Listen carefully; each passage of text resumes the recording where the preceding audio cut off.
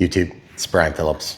Yes, I'm wearing a hat. I don't normally wear hats, but this is a hat that we got for being honorary members to the RKRC. So special thanks to Ryan and Meredith. We went and visited them when we were in South Carolina. It was super fun. And with that, we just wanted to say thanks to all the amazing, fun, exciting times that we had with you guys down at Jonal 2026. And we're gonna finally unbox, build, and radio set up this plane, this beautiful plane, the 1.6 meter. What is it? I know it is the Eratix 3D SWS from E-flite. Yes, it has been taunting us for a while. It has been. And we have been unable to complete this for one reason or another. There's about 50 of them. And so we just didn't want to forget to say a special thanks to Ryan and Meredith. We actually went and saw their aerodrome right before we got on the airplane to come home. So super fun.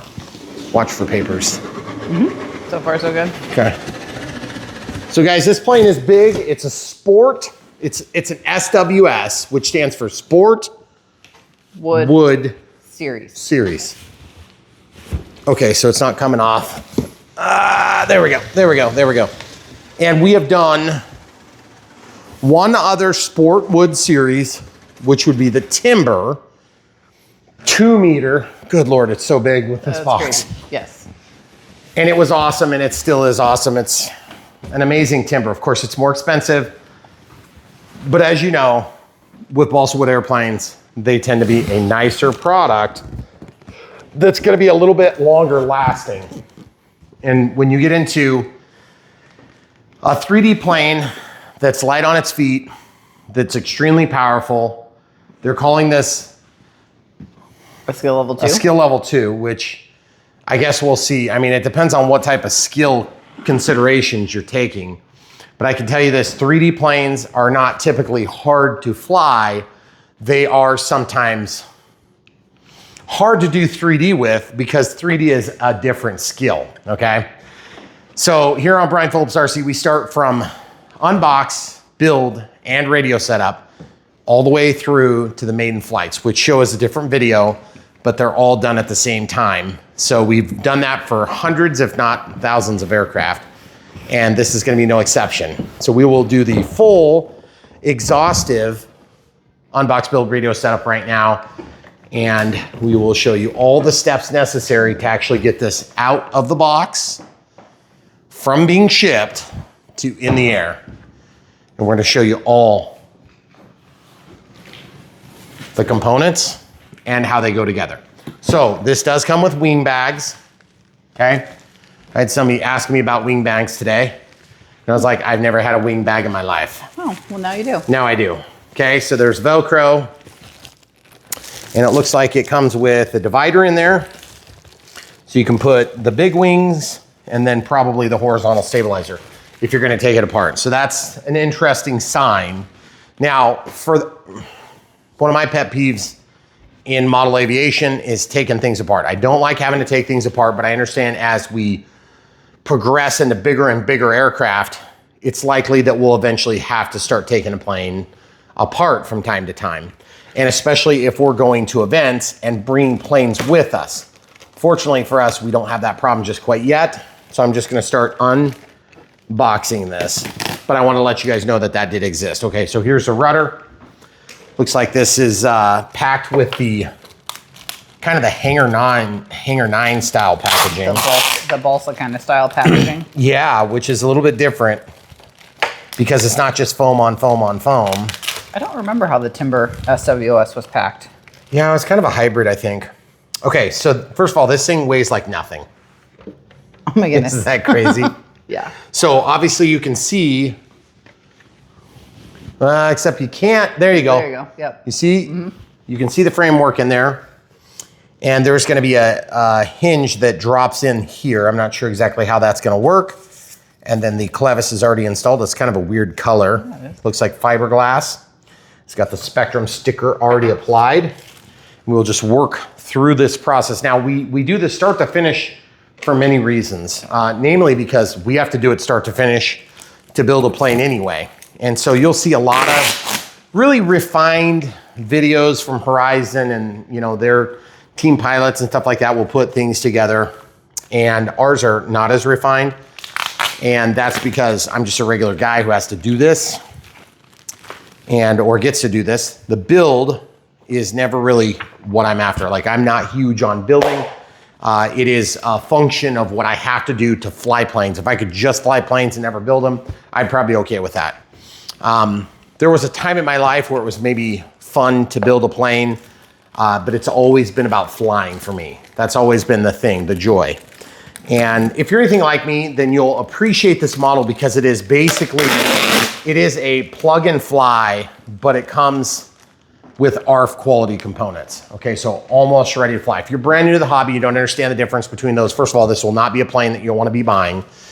You'll want to wait on this and get it after you have a little bit more experience, because it's going to be, even though it's called a skill level 2, I would never tell somebody to start with a SWS plane. They're really expensive compared to a foamy, and the foamies are a great place to start, okay?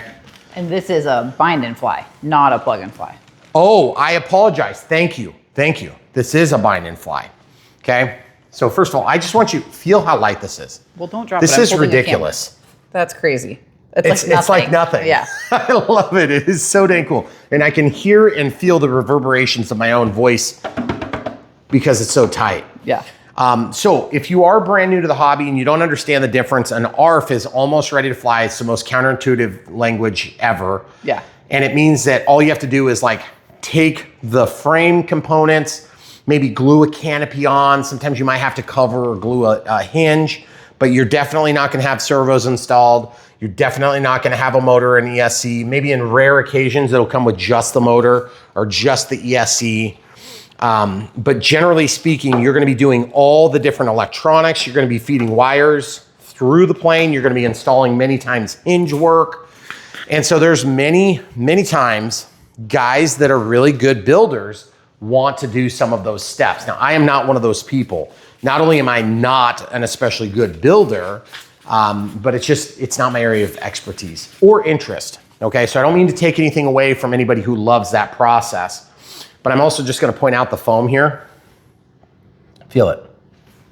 Isn't that crazy? Yeah. And then there's a screw here ready to go, not a Phillips, a hex drive, and then 2 carbon fiber wing pins. Then it looks like oh yeah, this is like a full length aileron. Okay, so that will make things simpler for wiring, but there's no LEDs. So that's kind of weird. Are there not wing fences on this? I thought there were wing fences on the end. It looks like they might be optional because there's holes. Yeah, I was gonna say there's holes. So I guess we'll see that here in a little bit. But anyway, so getting back to the point, here on Brian Phillips RC, what we do is obviously we go through a standard process where we unbox, build, and radio set up these planes, and we give our thoughts as we do it. And then also, of course, I talk about, you know, our channel and following us on, you know, our website and all these different things at bprc.me. But don't let that deter you from understanding there's going to be a wealth of knowledge that gets passed on each of these videos, even when I'm still learning a lot myself, okay? Because at the end of the day, this hobby, you start somewhere and then you go somewhere else, okay? And it doesn't matter how experienced you are, you're always learning something new in this hobby. And I'm just like you, I'm always learning. And about the time you stop learning is about the time you're dead, okay? So it doesn't matter if you're learning a new skill professionally at work or if you're learning a new skill in the hobby. Same ugly clevises. Those are weird. They're weird. I don't understand why they're such weird color. Different material. Ball links, carbon fiber tubes, it feels like. Might be fiberglass, but it's got a nut zert in there, it looks like. So you can adjust these in and out, and then brass fittings that go around. These look like helicopter ball links. These servos are 39-gram digital Metal Gear A179 servos. So they actually have used bigger servos on some of their other stuff. Of course, the Eratix labels are already applied. This one's already peeling a little bit. I don't like that, so I'm gonna see if I can press that down. It is not going to press down. Not a big deal. The safe label went on clean and nice clear. So it doesn't look like there's any bubbling or anything, which is nice. But man, these things are so light. So now, when you get into this echelon of plane, it's gonna be true, it doesn't matter what brand you're getting. When you're spending this kind of coin on a plane, you're gonna tend to get some of the better pre-assembled factory finishes. But I will caveat that by saying we have had some expensive planes come with a lot of work required by us as the builder. And basically, camera crew and I, it just annoys us because we really think that the Chinese factory, Malaysian factory, Japanese factory, wherever it's coming from, Mexican factory, United States factory, whatever it happens to be, one of the biggest complaints or concerns that we've been working through lately is just the concept of passing the labor back to the end user. And so we always point that out and we complain about it. But the truth is that is one of the ways that these manufacturers have been trying to help stem the tide of the price increase as we've been dealing with tariffs in this industry and all the different complexities that come with the worldwide conflicts and tariffs and things like that, okay? So we'll try our best to share the information and why we think what we think, but also at the end of the day, it just doesn't really matter what we think, it matters what you think. Okay, so production update and customer support information. What's changed? Updated push rods and ball links. A small number of push rod ball link issues were reported. We've updated the push rod assemblies with an improved ball link design. Discard the original push rod and ball link assemblies. These are found in the following locations. One installed between each aileron and aileron servo. Two in the hardware bag. Remove and discard all four. Okay. So we're supposed to put these on instead. Sounds like so I'm just gonna peel this off. So evidently there was a bit of a problem with those. And so we got this is not an early sample today. Okay, we did not get an early sample on this, and that's fine because sometimes on the expensive stuff, they just don't have enough of them. So in this case, this was a production unit, okay? So you guys are seeing it exactly as you will get it. And we try to share that stuff as much as possible. We don't always know, but sometimes we do. And if we know, we share it. And that's one of our big claims to fame here on Brian Phillips. Our C is we're always telling the full truth, nothing but the truth, so help us God. To the point of ad nauseum, I would say, we really do want you to understand that what we're sharing is either our full experience and not just what the marketing agents want us to say. We kind of don't care what they think.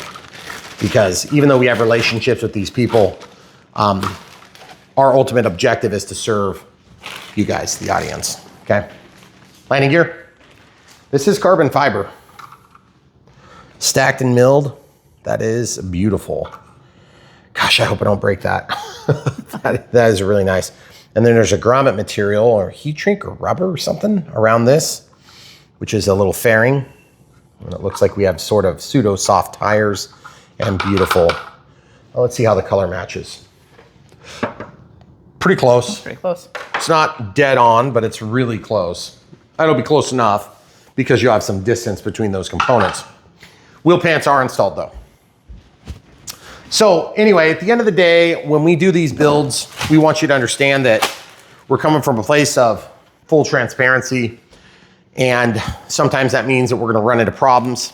Sometimes I create problems because I make mistakes. And other times problems happen to us. We'll try to distinguish between those when we know. And there's times when we just genuinely don't know, was it us or was it the plane or the helicopter or whatever? Okay, so we got some Velcro in here, got a spinner, got a tail wheel, got some more push rod linkages.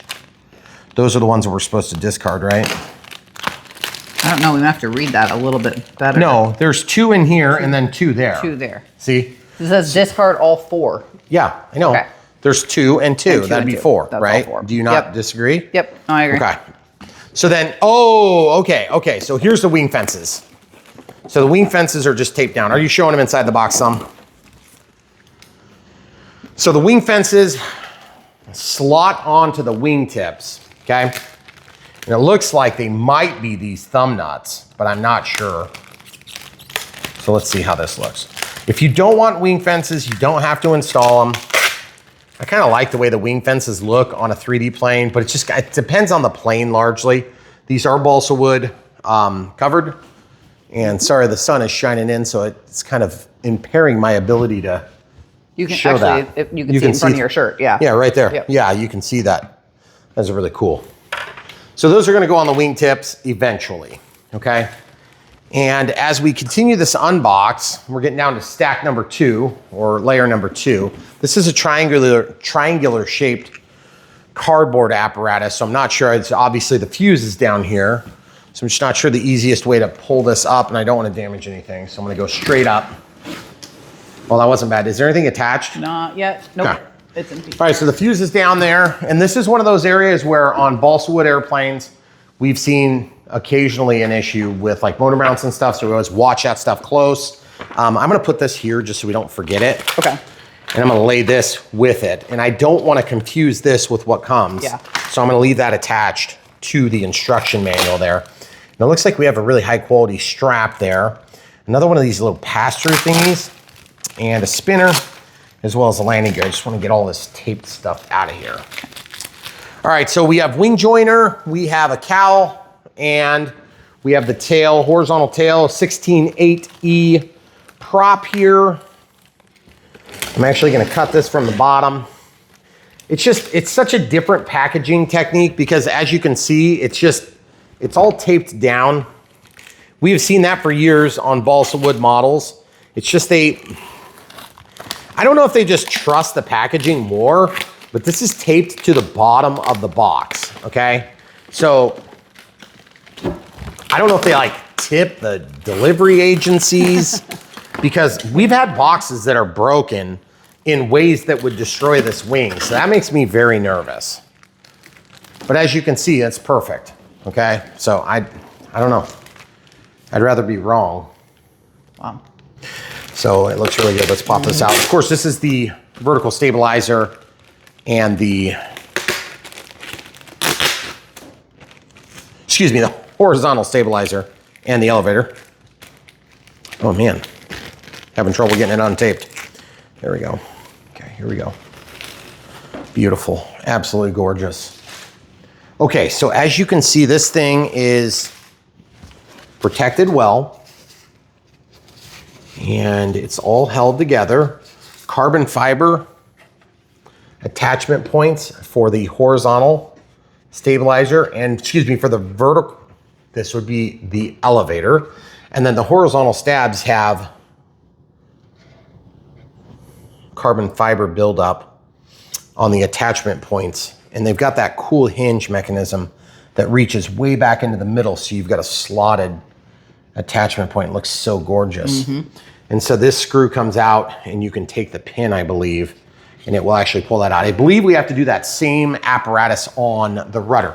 But as you can see, really robust. Here, feel it. It's super light. So it's light. just like It's nothing. And I mean, there's gonna be a lot of weight in the body of the airplane. But when you get such a big wing and it weighs like nothing, it bamboozles you. And I know if you guys do a lot of sport wood airplanes, balsa wood airplanes, you're gonna understand that that's generally true. I don't wanna pretend like that's the first or last time that's gonna happen in a balsa wood model, but it's every time I feel it, it's crazy because we're used to foam. And with foam, a lot of times I feel like the go-to manufacturing position is just make it really powerful, okay? Fiberglass inside, beautiful finish. Mm-hmm. Hope this doesn't look ugly in a few days. But not super thick, but that's important to keep the weight down, okay? So now, if you are brand new in the hobby and you think, hey, I'd really like to get into that, Brian, money's no object. I got a lot of money sitting around. I don't mind burning it. And first of all, I'll just tell you, follow the links. You could buy one, but my suggestion is, if you want to fly this plane, you can get an Eratix that is smaller and a profile plane, and it's quite easy to fly, and it'd be very low consequence. And if you don't know what you're doing, it'd be a great place to start if you insist on trying to do something like this. I would encourage you to do that first. Or even the the UMX, right? The Ultra Micro would be another option too, yeah. But ultimately, if you follow the links, it's gonna take you to whatever one you like. Yeah. Because they're all gonna show up when you search for this particular product, right? Yeah, if you click on the link, it'll show you all of the Eratix options. Okay. What is plural of Eratix? Wow. So it's a 16.8E. Pretty. Yeah, it's beautiful. I love the wood props. Yeah. So gorgeous. They don't usually love our driveway though. You know, and every time I have a prop strike, especially with 3D planes, I tend to want to put down a little bit too aggressively and I'll bounce that prop. Okay, so wing joiner for the main wing, horizontal stabilizer, joiner, and then this must be, oh, this is the hinge pin for the rudder, almost certainly, okay? Let's actually pop those out real quick because we're getting close to being done with all the pieces in the box. By the way, I just cut that open with my utility knife and it got me thinking, gosh, it's so beautiful, but look how thin it is. It is really thin. It's very thin. Now listen, this is how you can tell it's carbon fiber. Hear how high pitched that is? If that was just fiberglass, it would be way lower pitched. Listen. Yeah, so like awake and alive. It'd be like a thud if it was fiberglass, okay? So then this is gonna join through there. So you'll loosen that screw, slide it off to the side, and then this drops down in, okay? So we'll actually just put those side by side there. Okay. So guys, here on Brian Phillips RC, you're probably thinking to yourself, but Brian, you don't really build planes. That's true. We don't really mean to mislead when we say unbox build radio setup, but we also build helicopters that are completely built. We're just speaking to the concept of taking out of the package, going through the process of putting it together, whatever that takes. Whether it's putting on a few decals or it's epoxying a tail end, okay? So this is not glued, so you can just lift it up, pull that thing off, and then you can grab by the motor mount and pull that whole thing out. Goodness gracious. That's huge. That's huge. I'm gonna have trouble because I need a place to lay it down. Okay. So this does come equipped with an AR637TA. I'm surprised they did the TA, but I'm also not surprised because the TA doesn't have the barometer, but I don't really care that much. It's not a big deal. I'm not doing a Vario on this plane. There's a piece of foam over here, and I think that's just to protect it from bouncing into the bottom of the box or having the box bounce on it. So I'm just cutting that off carefully and untaping. It looks really good. Of course, it's very big. So 1600 millimeters wingspan is a big wingspan for a plane of this size. And, you know, there's a lot of people who say bigger flies better, and they're generally right. There are some like very rare exceptions to that in my experience. I can think of one example, P-51 1.5, which is also foamy. For whatever reason, I could never get that plane tamed to save my life. And I've flown a ton of P-51s, had really good luck. And I don't know if it's just because, you know, our smaller flying arena, or I suck as a pilot. I don't think I suck as a pilot. I'm an all right pilot. I'm not the best, I'm not the worst, but I'm not, I don't think it's just me. But if you guys had that same experience, let us know in the comments below. I am curious what you have to say. But like I said, the vast majority of the time, if you have a bigger plane, they're gonna tend to fly better. Now, the other thing that's interesting about this is that all the other Eratix are profile planes, okay? This is not a profile plane. It is basically a 3D plane. And so I'm super excited about that because frankly, I don't have a big problem with profile planes, but it's not like something I'm going out of my way to do. I know that a lot of people that love 3D planes will love, I have to be so far down there. Would you mind helping me guide that? Hold on, because it's like caught. Oh, are you gonna be able to do it? Yeah, here we go. Okay. And then I got to get it off the back. No, it's okay. Once it's off, I'll slide it off the other way. Yep. Okay, look at this. That's a Spectrum 180. That's a digital 39-gram servo. Man, that is really high quality. It looks like one out of a helicopter. Yeah.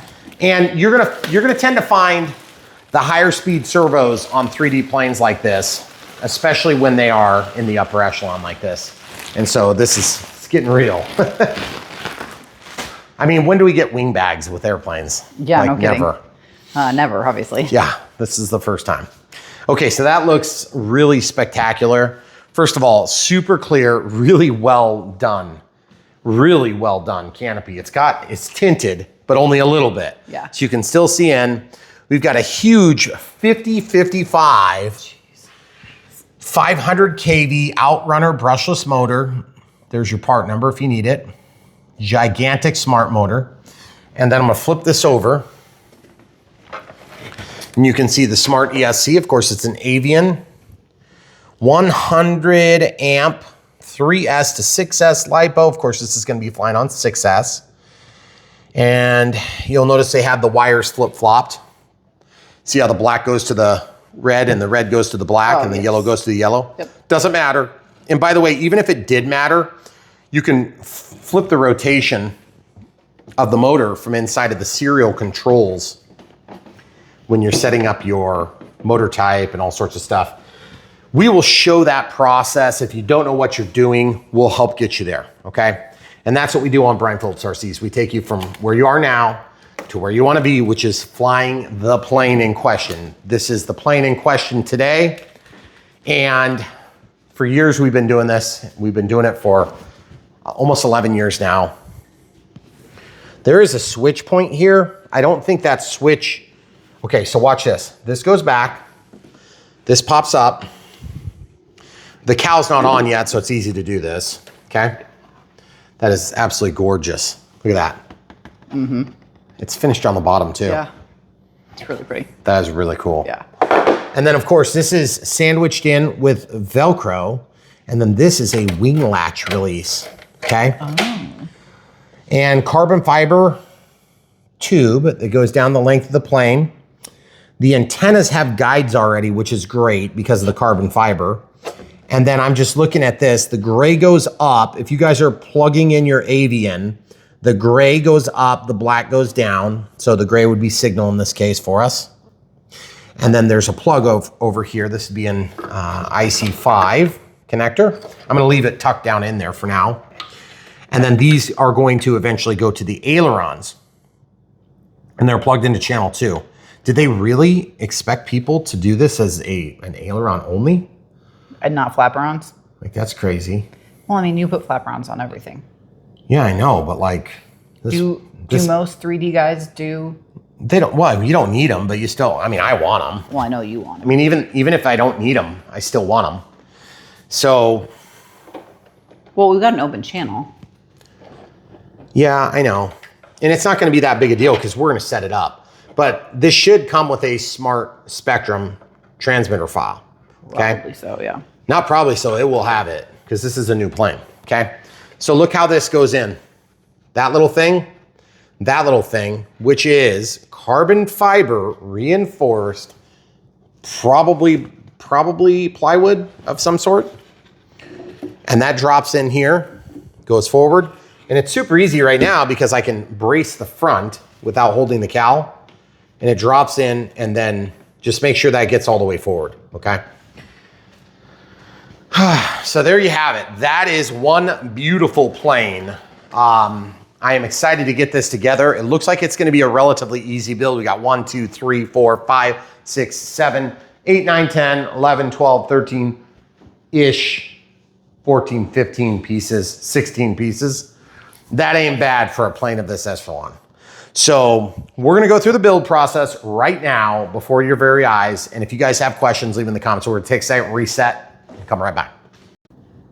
All right, so we've taken some time, cleaned up a little bit, and I want to show you guys a picture before we dig into this. The landing gear has kind of a funky assembly on the tail wheel. There's this linkage that shoots out, and that's what actually pivots the steerable tail wheel. So it's actually floating out from the fuse, and then it's pivoted by this, because when I was picking up the rudder, I said, what the heck, why is there a ball link on there? Well, that ball link, I pre-assembled this. I threw the pieces together without any effort. And this is gonna basically pivot, and then that's gonna in turn pivot the landing gear, okay? So not uncommon style, but a little bit different in application. Also, we've got a nice Velcro strap for the battery, and we've got Velcro adhesive. So we're gonna put this over here by the battery. And speaking of batteries, 5,000 is what I expect to use, but they recommend 4,000 6S. I'm gonna use 50C pack. They will use as low as 3,200 and as high as 7,000, but if you use 7,000, they're recommending a different prop, which I really don't understand.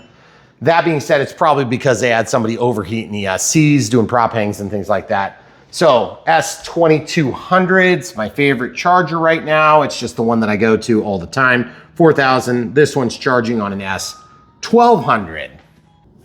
And we're gonna do the two 5,000 6S's. Of course, these are gonna be 50C packs as well. Smart Packs Gen 2. And the reason I love the S2200 is I don't have to think about it. I just plug it in. It does the thing it needs to do. I don't even have to set it up. But when they're brand new, you set your auto discharge rate and you set your charge rate, and it just keeps it in memory using the smart lead, which is really nice. And then if you don't get to the flying field like you expect, and this thing's charged, it will automatically take care of itself with a smart discharge, or an auto discharge rather. Okay, so there's 4 screws that go on the cowl. There's 4 screws that mount the landing gear. There's a handful of screws for the horizontal stabilizer. And so I organize them down here. They use the same washers, okay? They have a really sharp bite from stamping. So I am always careful to rotate them so that the bite point goes into the work, okay? Also, these are the same size lock washers. So you see how there's so many of them. I was correct in my assessment. These are for the wing fences, which makes sense because all you do is you screw these in and then you can leave them in your wing and then you can slide this off without totally taking that out. So we will save and reserve that for a later time in the build, namely the end of the build, because these will be more vulnerable to getting popped off by an accidental bump or whatever. And so we'll be ready to do that later. Obviously we need to discard these things. And if you're wondering what this is a plug that goes in the vertical stabilizer portion of the fuse, right in front of the rudder. So after installing the horizontal stabilizer, this plug is gonna drop in here and plug the gap, okay? So we'll have this ready to go with our horizontal stabilizer, okay? So that all being said, looks like a pretty straightforward build, but just wanted to give you a quick rundown. Yes, it does call for Loctite. Okay, now remember, I'm not a big fan of Loctite when it comes to plastic contact points because the solvents will many times break down the plastic. So in this case, there's only one place where we're not gonna be using Loctite because remember, these are going into nut zerts. So nut zerts, see 3 and it looks like 5 because you've got one of these for the tail and then the balance of them is for, the longer ones were for what? I forget what you told me. The landing gear, I believe. The landing gear, yep, that's right. So the landing gear and then those 3, I don't know. The shortest ones are for the cowl. the cowl, okay. Yes. So there's 2 ways to do this. You can count 1, 2, 3, 4, okay? So you have 4, 1, 2, 3, 4, so you have 4, and then 1, 2, 3, 4, so you have 4, okay? So you're gonna have some spares, but it looks like they want us to use lock washers and washers on every one of these applications, which is a little bit strange in my opinion. And also we need to redo these as part of the upgrade. Now, your plane, if you're seeing this video and it's been a few weeks or months after the initial release, then it's high likelihood that you're gonna already have those replaced by the factory. This was just an addendum, and so they responded to some customer feedback that they had some issues. We didn't know anything about it. So we'll go ahead and follow along with the instruction and replace this, and then the 2 that come in the bag, these 2 will get replaced with the 2 that are in the bag. So I'm gonna do that right now so I don't forget, okay? And so this is, the reason we're doing that is because it would be incredibly easy to make a mistake and get it wrong, okay? So I'm gonna pop these out right now. And if you have one of the original ones, and yeah, and you can request, they'll send them to you, okay? They'll take care of you one way or another. Okay, so these 2 are now gonna replace what was here. So these get discarded, okay? So we'll just discard those. These are the correct ones that are gonna go for the, oh, and that's what this hardware is for, okay? So that is gonna be basically a nylock and then a screw is gonna pass through this assembly, okay? And then these, oh, it looks like it came with new hardware as well, okay? So I'm not sure if we're supposed to use the old hardware or the new hardware, but I guess we'll find out. So this is gonna add a little bit of time to the build, which is annoying for us, but whatever. I'd rather not have a problem with the controls. I would use the new because those are different screws. Yeah, of course. Yeah, we'll use whatever the new stuff is. Of course, I ripped the bag really, really stupidly. Guys, I already put away my knife, so I'm gonna have to rip this carefully. But at the end of the day, Horizon is really good about taking care of their people, and what's gonna happen is if they find an issue and it seems to be an issue that's widespread, they'll respond immediately. And so it's not the first or last time we'll see an addendum. So that bag is empty except for the staple. So I'm gonna slide all this hardware to one common spot so I don't have to wonder, okay? So then I don't know, these are modified washers and these are flat washers. They're thick. You can see nope, they're all pointed like that, okay? Aren't they? Yeah, they're all pointed like that, okay? So yeah, we're not gonna be able to just use this because there's no nuts. See? All right, so not sure exactly how all that's gonna unfold, but then also the prop adapter has some black anodized bolts, and we're gonna have to adapt this onto the motor. Should be a pretty straightforward process. I do not know what these are for. It looks like some sort of a spacer, and it is a foam, and then a piece of foam. And I'm assuming you can put that onto your prop and then create an encouragement to bond into this assembly. We just don't see that very often, so I'm not exactly sure why that has been included on this particular aircraft, okay? So we have the new ones here and the new ones here. The old hardware here, we will keep that handy, but I would like to build some of the other stuff first before we come back to that. Of course, with the wing joiners, we will be coming back to that as well. And with that, we'll go ahead and put this out of the way. Obviously, there's not a right way to skin this cat, but the way that I do it is usually a way you can do it. All right, so we're gonna put on the cowl first. The instruction manual calls out probably some other order, and that's fine. If you wanna go exactly as it's called out in the manual, that's totally fine. Shouldn't be a big deal. These are supposed to be Phillips, and they're the shortest ones, right? Yes. So Phillips, I'm gonna use a number 4. Excuse me, not a number 4, but a 4mm drive. You could use a 5 and it would work also effectively. Now, remember, you've got a lock washer that goes on, and then you have a washer that goes on, okay? So these washers, okay, they should be the same, but I noticed a few of them seem to be extra fat, so you'll have to use your best judgment if you believe that there's any reason to question that they are exactly the same. It's not immediately obvious to me in a mechanical sense if they are different. I am not aware that they're different, okay? So I'm gonna take and just do one little tiny drip of Loctite as I do each and every one of these screws, okay? So now the screws are real easy to line up. So just get the cowl on there and then pass your Loctited screw through. And the only thing I'm bummed about is it seems like kind of an ugly assembly for such a beautiful plane. But I can live with it. Just seems like they would have refined that a little bit better for such a gorgeous plane.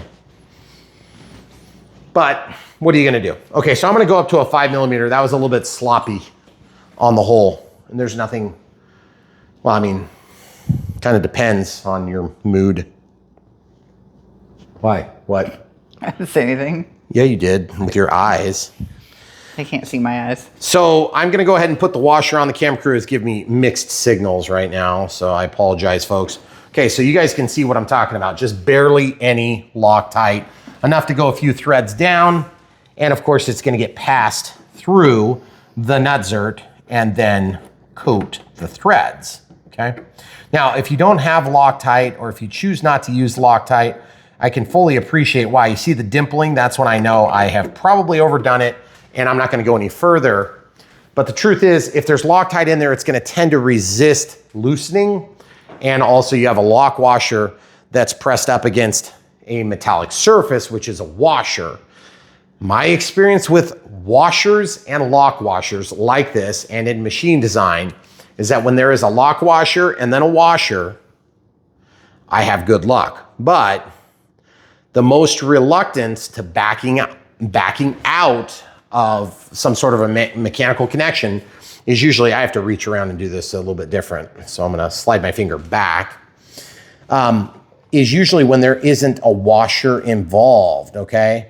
Because the washer is not going to give you the same bite force up against the work, okay? So when you have a lock washer, it spins around and creates a friction point from the slice. And so it's not allowed to back off, okay? Well, if you put a washer in there, then that makes a new bearing surface that's larger than the head of the screw. But I always find that the best way to make a lock washer work is a lock washer directly against the work. But I like the way this looks, and I like the principle of using a washer because then you don't mar the surface of your work, okay? Again, that's to all their own. There's a million ways to skin this cat. This is gonna be an easy build. Look how sweet that looks already. That lined up really good too. Yeah, looks like a pretty good match too. We had the, what did we do just the other day? We did the Valiant. Which, by the way, I got a new prop, so, because I destroyed my 6S prop. If you guys get the Valiant, you're gonna be flying on 6S. I'm just letting you know now, because it is, it's a different plane on 4S. And when I say different, I mean, I think on 6S it's awesome, and on 4S it's very tame, okay? And it's not just that it's tame. If you're anything like me as a pilot, having that power to get out of the hole when you make stupid decisions like the one that broke the prop is really nice, okay? Man, this looks so good already. Just putting the cowl on there makes it look amazing. All right, so we can put the motor mount on, we can put the landing gear on. What do you think? Landing gear first? Obviously the wings are gonna go on quick. Once we put landing gear on, it's taller and then it's gonna move around. Yeah, but they're not wriggly. They're not wriggly. Nobody likes wriggly. So look, I'm gonna take this nut off, okay? And I'm nervous because I felt like a mar on my threads up here. So I'm hoping the aluminum is not marred.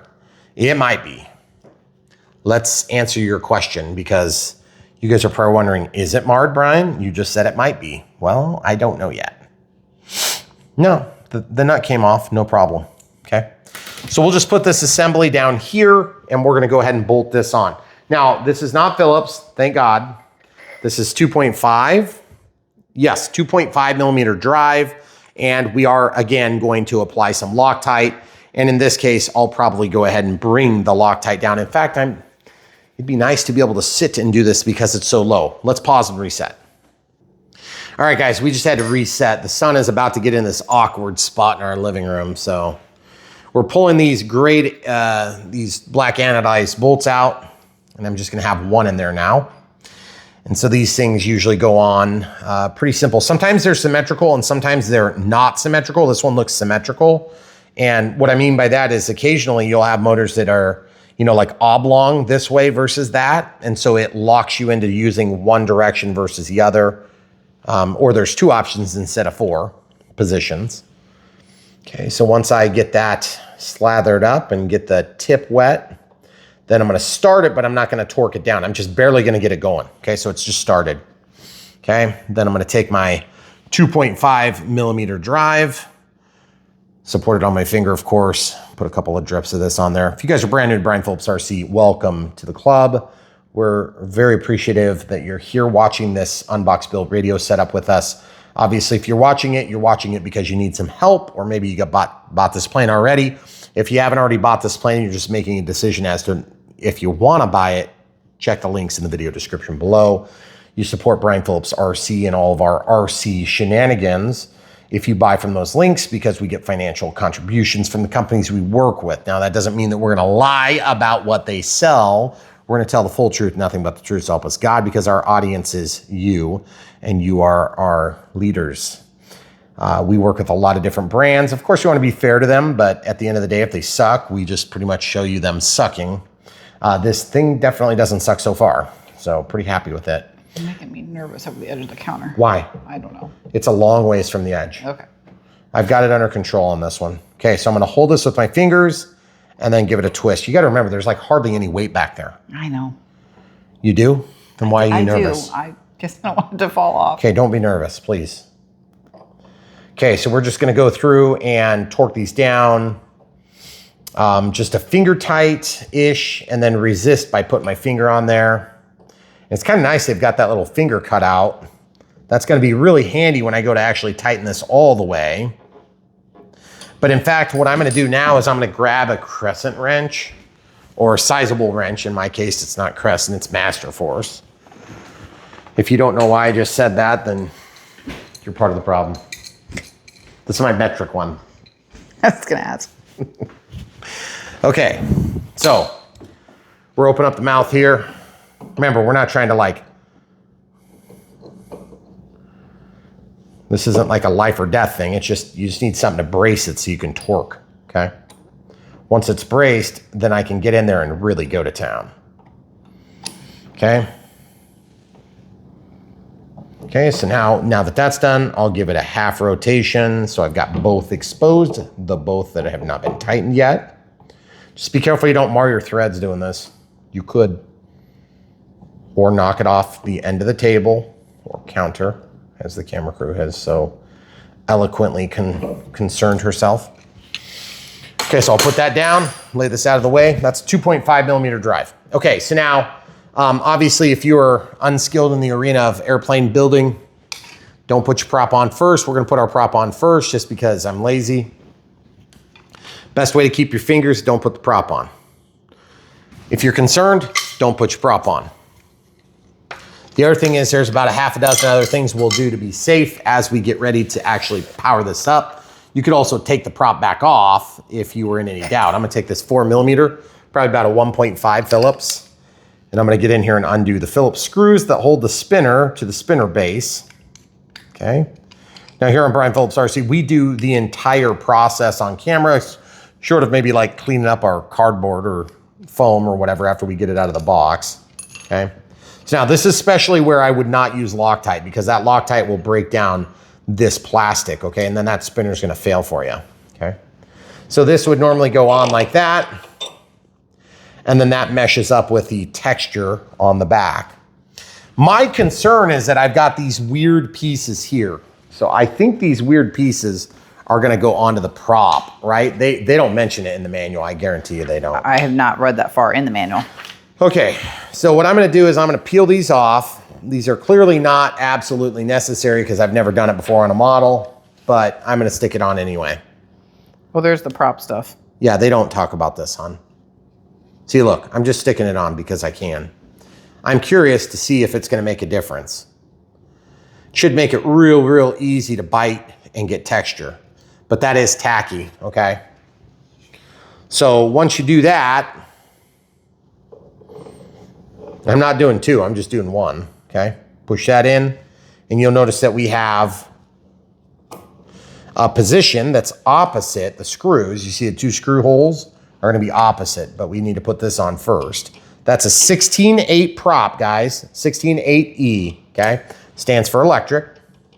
So if you're doing this on a gasser, or you put a gasser in here, which I do not believe this one is set up as a gas aircraft. So if you do gas, you would have to do some modifications. I'm sure that there's plenty of people out there that have the capabilities of doing that. But again, it's a small enough airplane. You may not want to go through the trouble. It's big for us, but it's not big for the people that fly big 3D planes, okay? So get that torqued down like that. Then I'm gonna turn it vertical. And I have to readjust it because I bumped it. Okay.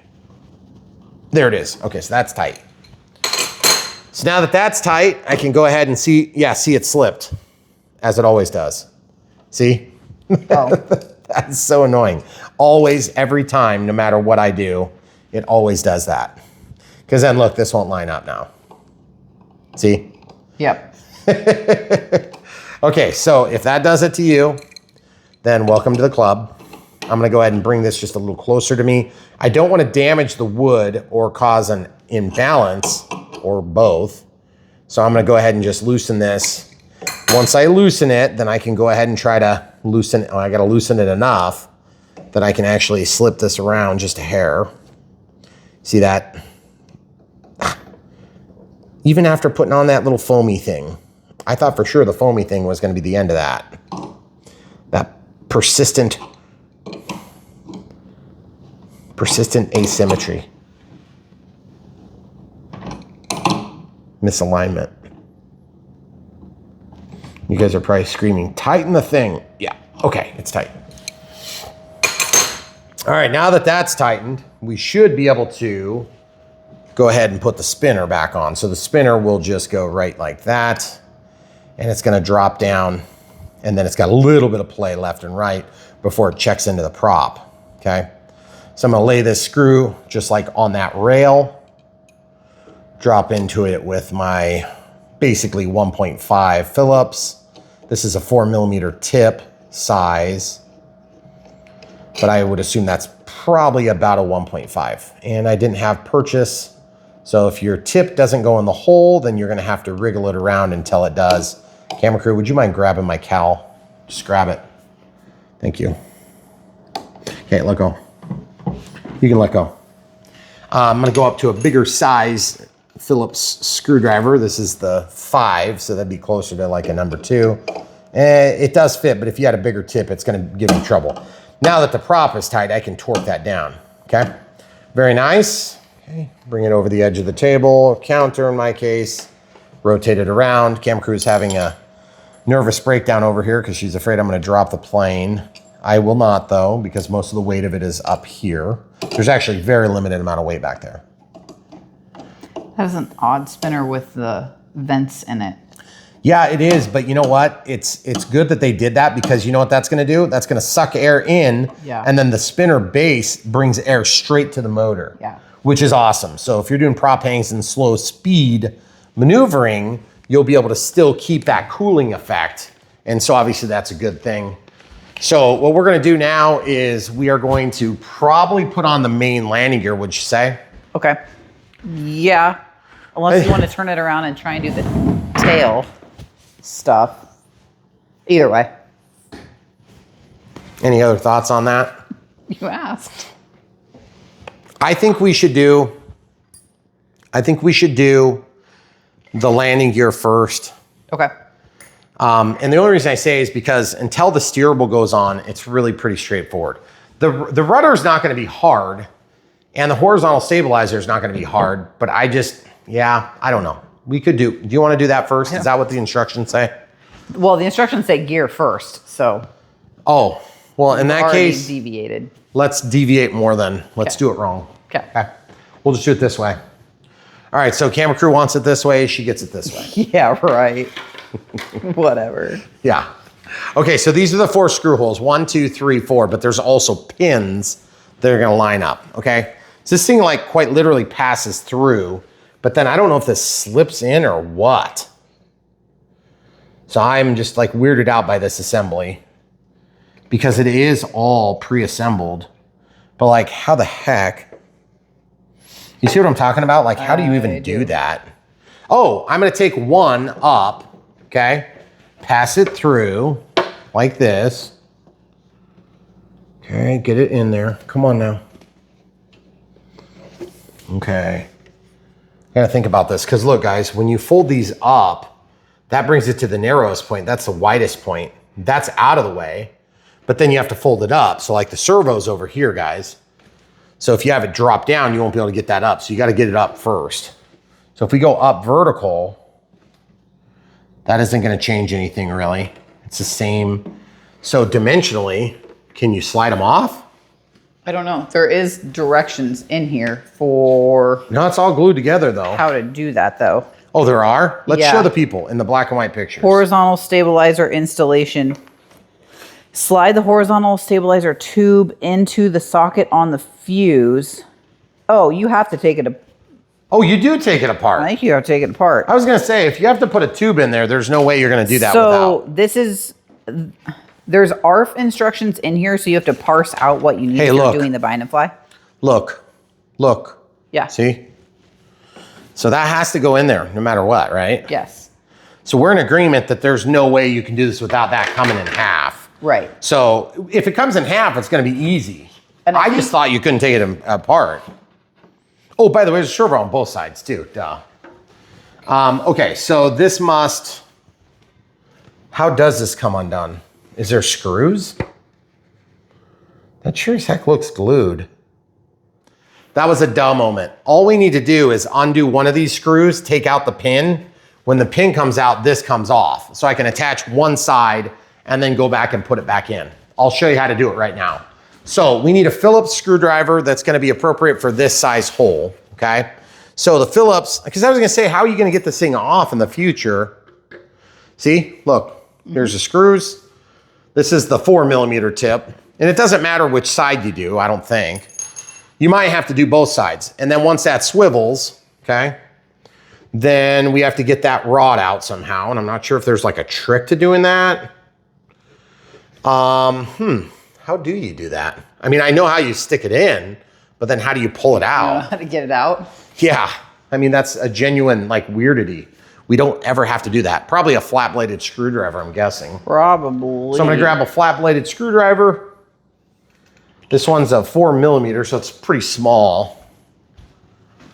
And then look, I'm just gonna reach in here. See how that's gonna cover up a little bit more at this end? I'm gonna favor that end. And I'm just gonna get in there and see if I can get the edge. Oh, that's cringeworthy. Yeah, it is. That's cringeworthy. Okay, now that I've got that, now I can be more careful. And remember, this is only gonna take out the front part, okay? Because it's just gonna fall off, okay? But that's what attaches to the plane. See? I'm just taking it out as far as I need to. And then this comes off. Okay? Yeah. So once you've got one or the other off, doesn't matter which one you do.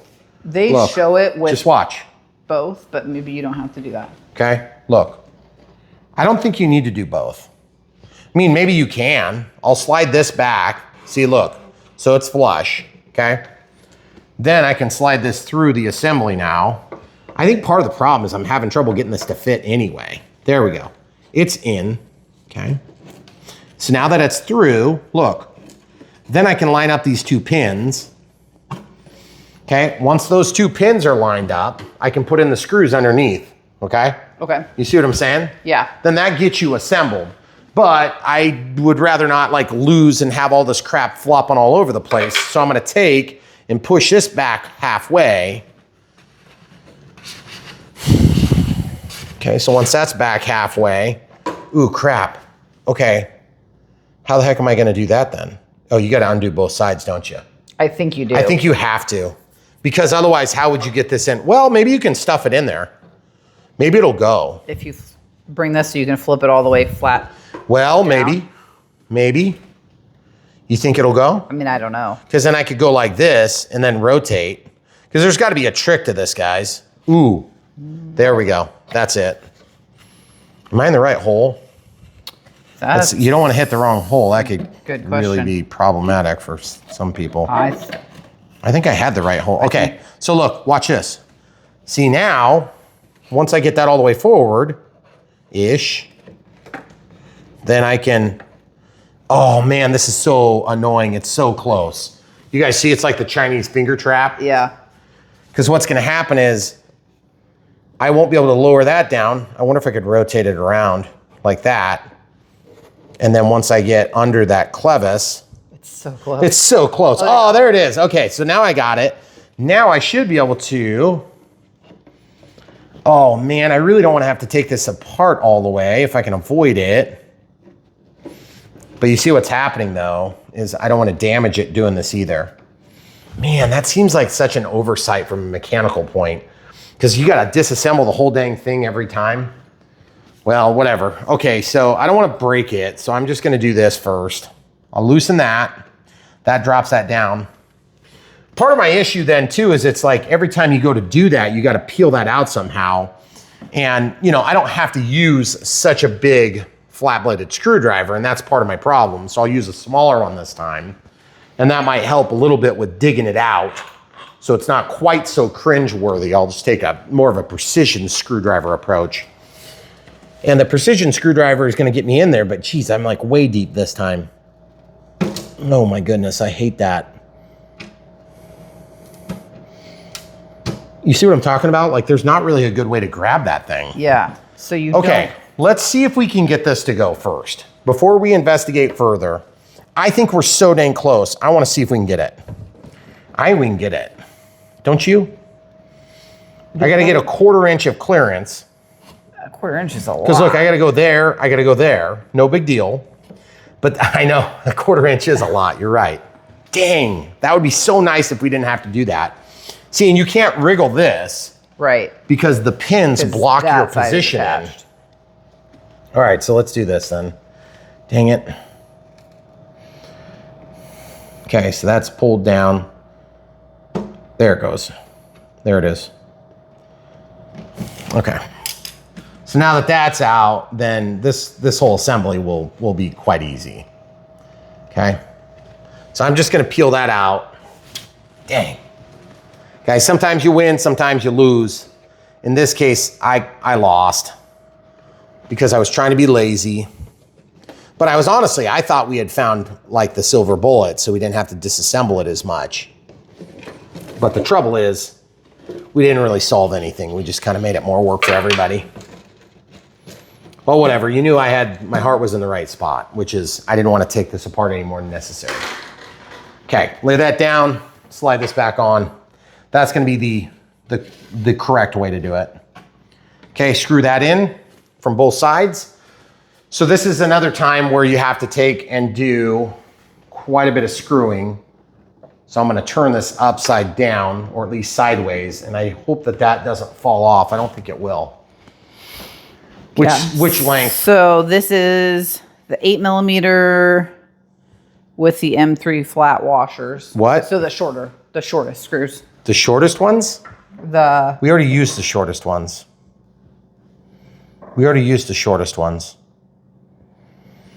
So what length are we supposed to use on the other? Because there's only 3 here, then there's 5 here. You know what? I take it back. There's 4 of each. I take it back. There's 4 of each. 8mm machine head screws. Right here. Okay, what about the landing gear then? That's the longer ones, but we don't have longer. So the other ones, these appear to be longer than 8mm in my opinion. What do we use on the cowl? The cowl was perfect. 8mm machine head screws. Well, those were shorter. In fact, they were shorter. Yeah, but they both say 8. The landing gear are supposed to be The longer. Phillips screws. Those are long. Yeah, they say 14mm. 14's the longest ones, yeah. So we're correct there. Okay. So let's show the people what we're talking about. You remember we put the cowl on, they were like half as long as these. That is not 8mm. Yeah. I'm sorry, it's not. That's like 12 or 13 or something like that. These are 14, so that must be like 12 or maybe 11. So whatever, let's just see if this works, because the truth is I really don't care as long as it's got the right thread count and it's the right pitch and it's the right thickness of the shaft. That's really what matters, is the shaft. It's tell the people, it's all about the shaft thickness. Yeah, right, that's all that matters.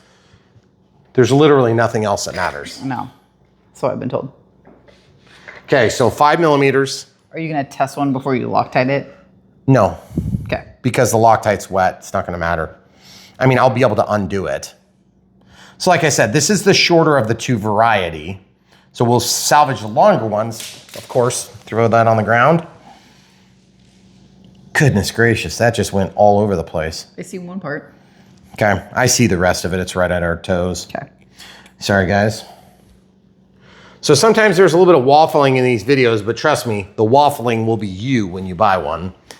So you can just skip past the waffling if you want. Unless you read your instructions when you Nah, instructions don't always answer these questions, and we just established that like 10 seconds ago.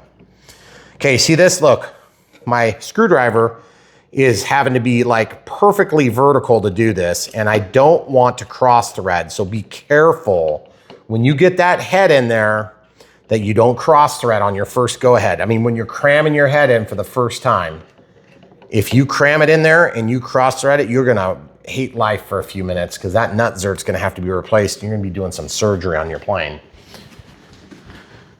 Or you just never take that thing out. Okay, so on the floor, this is the other one. So we normally don't film me picking up stuff off the floor, but we'll film it for your viewing pleasure. Thanks for filming that. You're welcome. Girl. I appreciate it. So we have 4 screws just like this.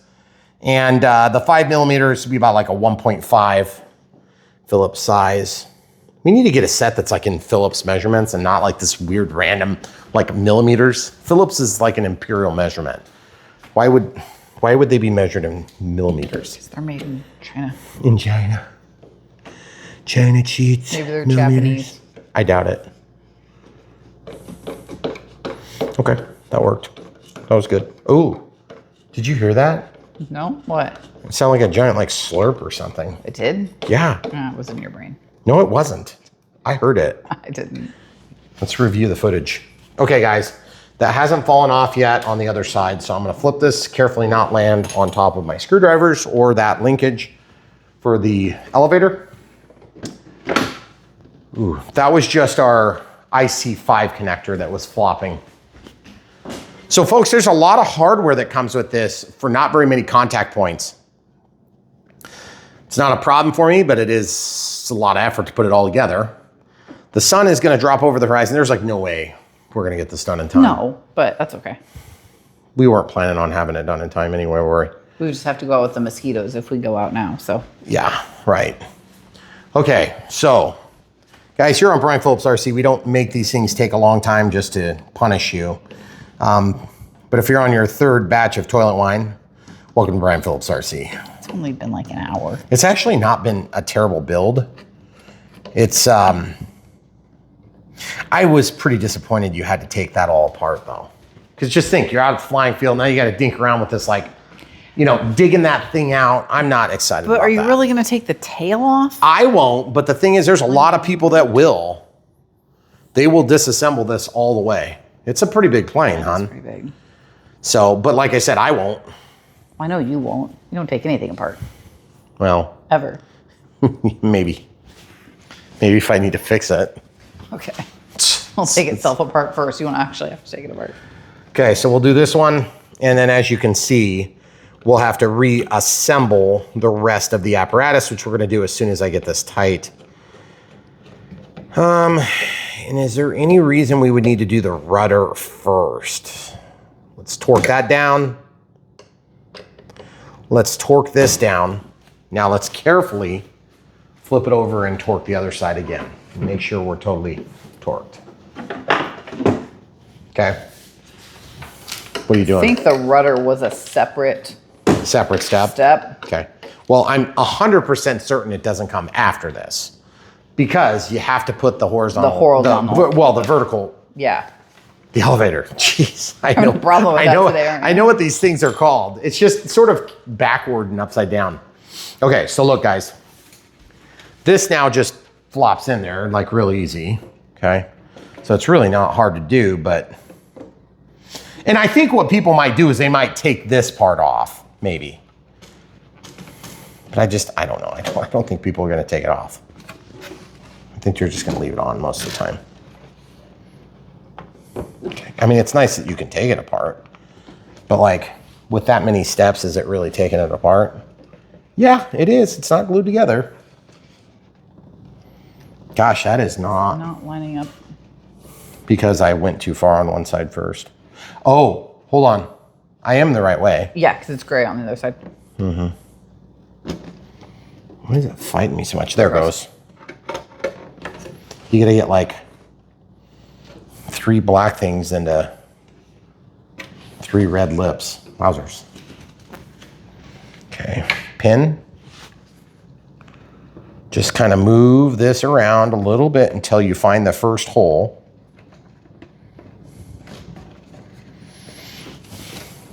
Get your proper penetration. There it goes. Get your penetration. Then slide it until it goes all the way in, and then this will point to the back. There it is, all the way. Okay. So now that that's in, I can retighten that, which I'm going to do before I forget. So we want that same 5mm Phillips. And that's too big. So we'll go to the smaller 4mm Phillips. And just torque that down so that it blocks access to that coming out, okay? And then before I forget, I should be able to slide this plug in right here, okay? So now that plug goes in. Is it supposed to be glued or anything? I don't know. I think I'm gonna be inclined to maybe tape that on. Does it say? Connect, apply cement. Cement? Contact cement to the top and bottom of the fuse filler piece. Slide it in place behind the elevator. Okay, so listen, guys. When they say contact cement, they mean China glue. Well, if you glue that in, then you're definitely not taking that thing off. Yeah, and that's why I'm saying, like, I'm not using CA. I'm using China glue. You could use foam to foam. Show them foam to foam quick. Foam to foam is what you'll get from Horizon, so. I'm just using this because it's clearer, okay? And when I say I'm using this, look how little I put on there. I mean, it's like barely any. And to be honest, it's gonna be somewhat trapped. I just don't wanna be in a situation where this binds the system, the control system otherwise, okay? So just put it on top, put it on bottom. Look at this, now it's stuck to me. It's become part of me, okay? Just let that tack up for a few seconds, quite literally a few seconds, however long it takes for you to stick it in there. And then that'll be good enough for what we're doing, okay? And press it to where it's good, and then wipe off any excess and you'll be golden. Slide it back and forth until it's square. Okay. Now I gotta do the pin on the other side. It's gonna be the exact same process. So of course I'll find the hole. Once you find the hole, pull the wing in until you get proper purchase. There it goes. And then you kind of come back here and then you can manipulate the position until it's all the way deep and fully penetrated.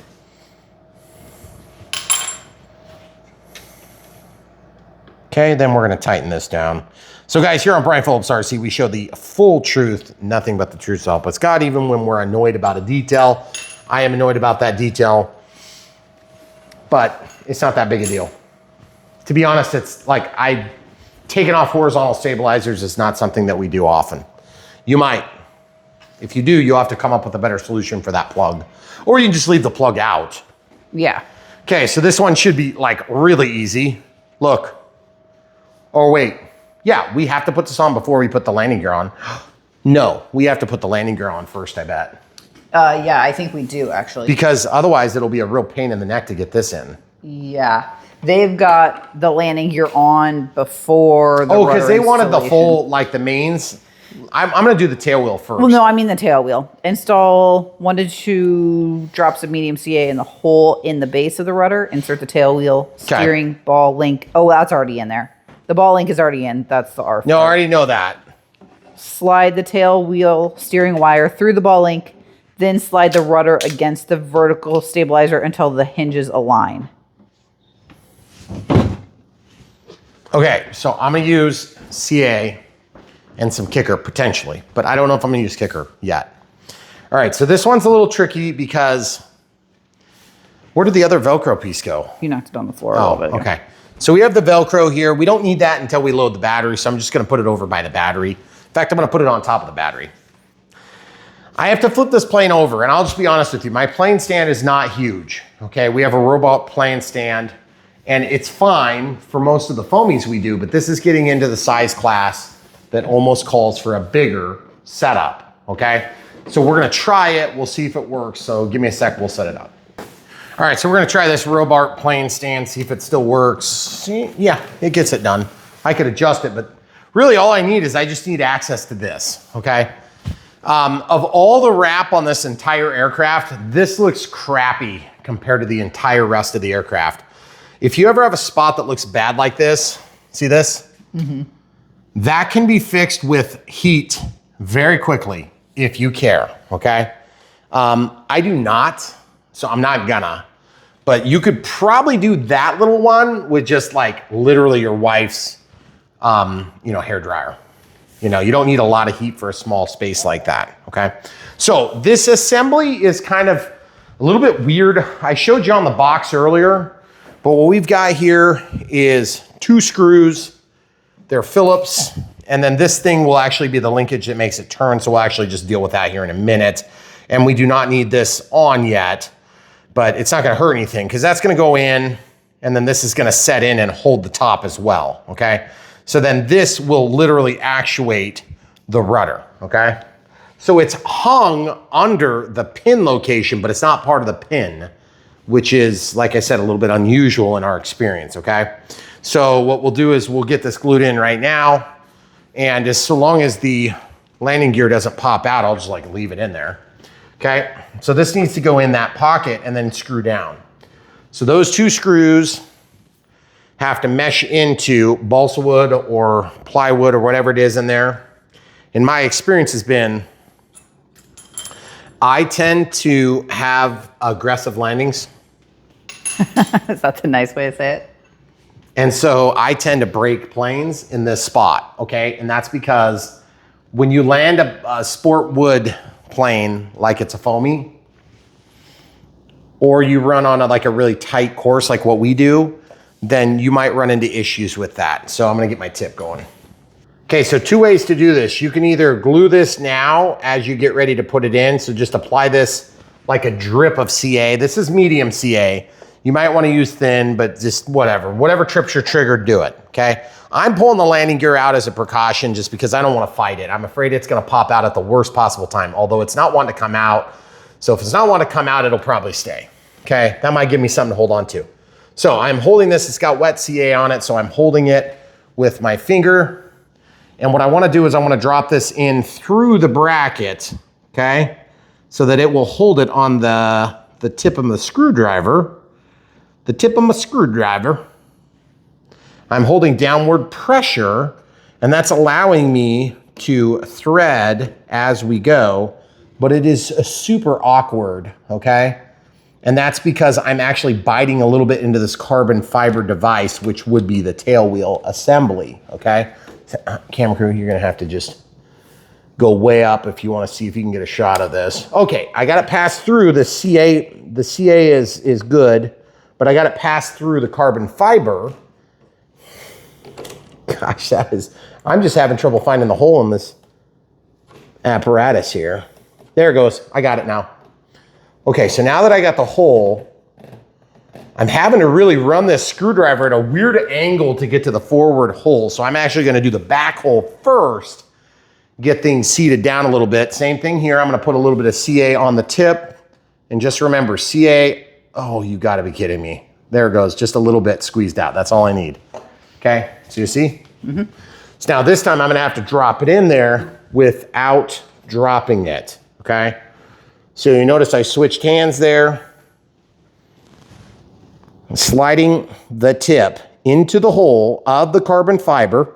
Now I'm screwing it through and I'm hitting the balsa or plywood, and now I'm starting to really drive it, okay? If you drive this without glue, it will go and it will be fine until it's not, okay? My experience has been the CA really helps, but it's also not a given that you can get it done in time. Sometimes, okay, see it's starting to true up, okay? The heads of these screws suck, or I have a mismatch on my size here, which is really annoying because I don't want that glue to set up while it's half shaft.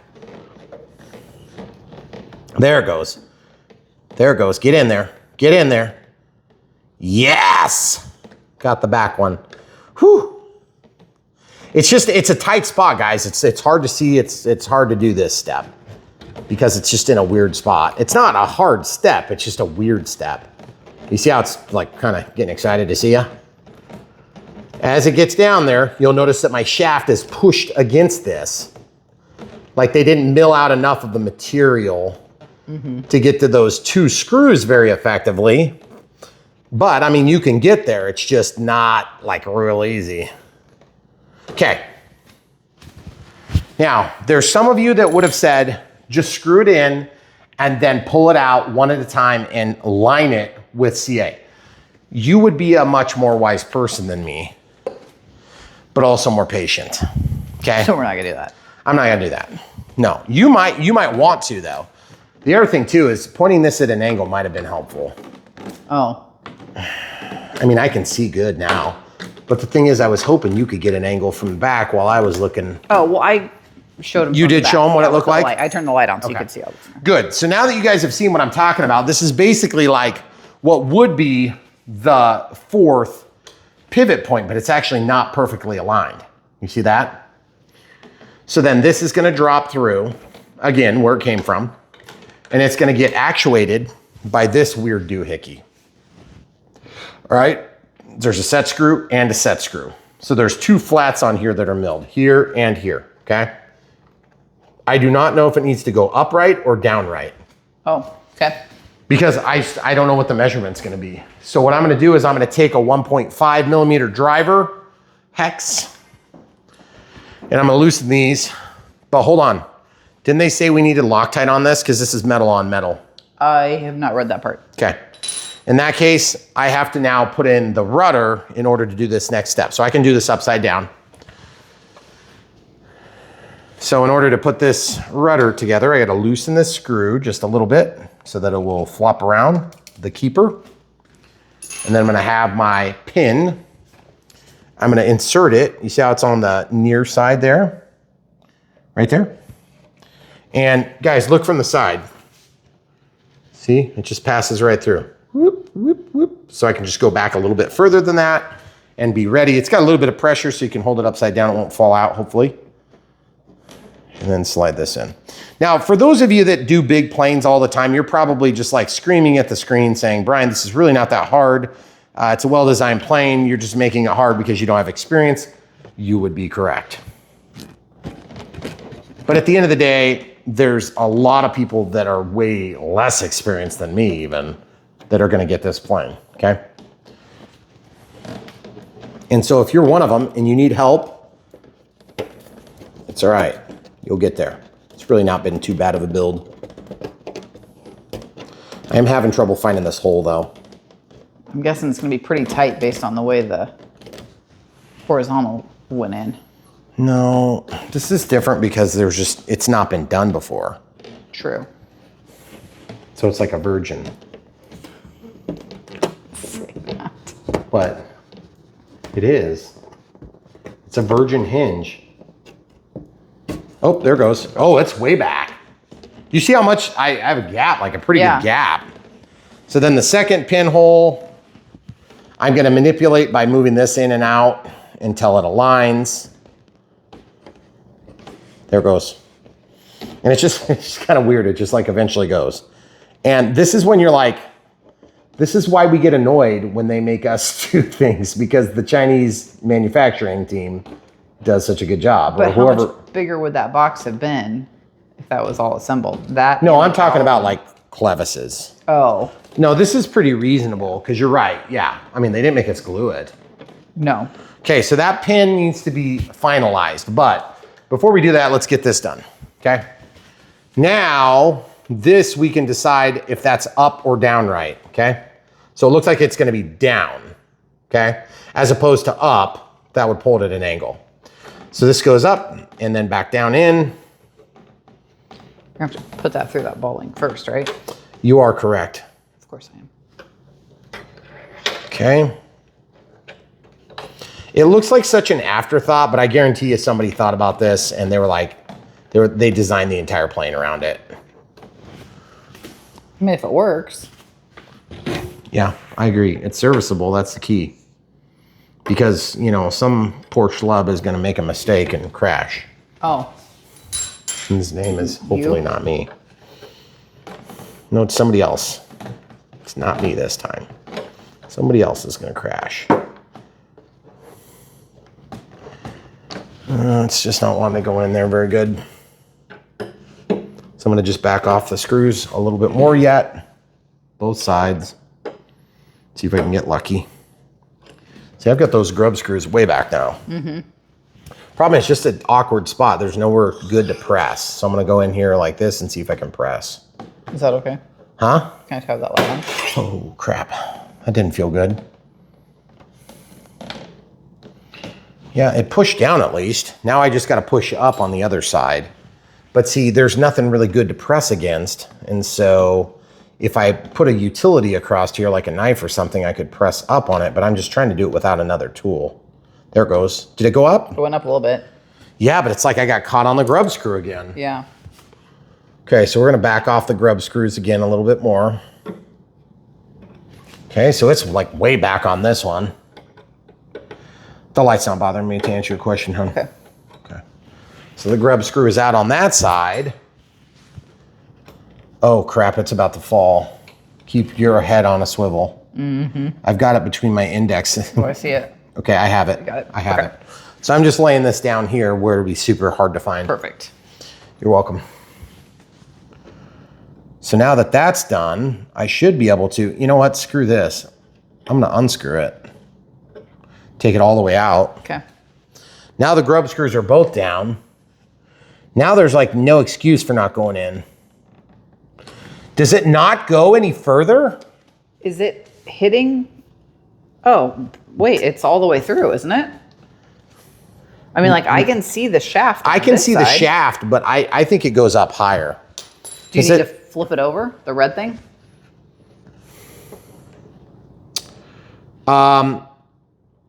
If I can't get better penetration, then yes. Okay. But if not, then no. So again, it's not a very clear answer because I haven't found the solution Right. yet. It depends on if I can't get it lifted, then yes, we'll have to flip it, okay? So I'm gonna use another flat-bladed screwdriver. It's 4mm one. I'm just gonna see if I can walk this up. But it's just, there's nothing to press against. So I'm using my thumb and I'm pressing here on the front. There it goes, got it. Got it, guys, got it. That was Wow. a little harder than I thought it should be. And it also was sort of surprising how difficult it was.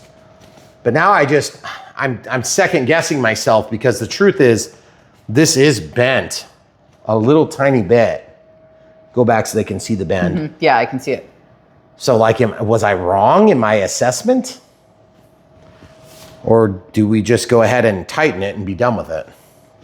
Is it going to make that big of a difference to flip it over? I don't know that it will. I think it might just be the other way. You know what I mean? Does it say? Slide the tail wheel, secure the rudder. So guys, listen, while she's looking, I put the grub screw on and I'm putting a little tiny drip of Loctite, okay? So a little bit, and then I'm gonna put this in. I'm just gonna go ahead and Loctite it and see. This is just supposed to bite the shaft of the tail wheel, okay? Not the shaft of that, okay? So there is a difference. Because if you were biting the other shaft, you'd be at a different shaft, you'd be at a different spot on the shaft. There is no specification. It Okay. looks like there's maybe slightly, and again, this is like the black and white picture, the grub screw is closer to the arm of the gear, the tail wheel, than it is to the plane. Okay, so that means that they did theirs the other way. Yeah. Okay, well, I'm just gonna go with like, I honestly, But I don't, it just dropped down. Did you see that? yeah, I did. So I've got Loctite on there now. I cannot see a world where that's gonna be of major consequence. So I can't see a world where it's gonna matter one way or another, but it is tempting to like loosen these at least and see if I can get it to slide up there. If it doesn't, then I'll have to take it out and flip it around.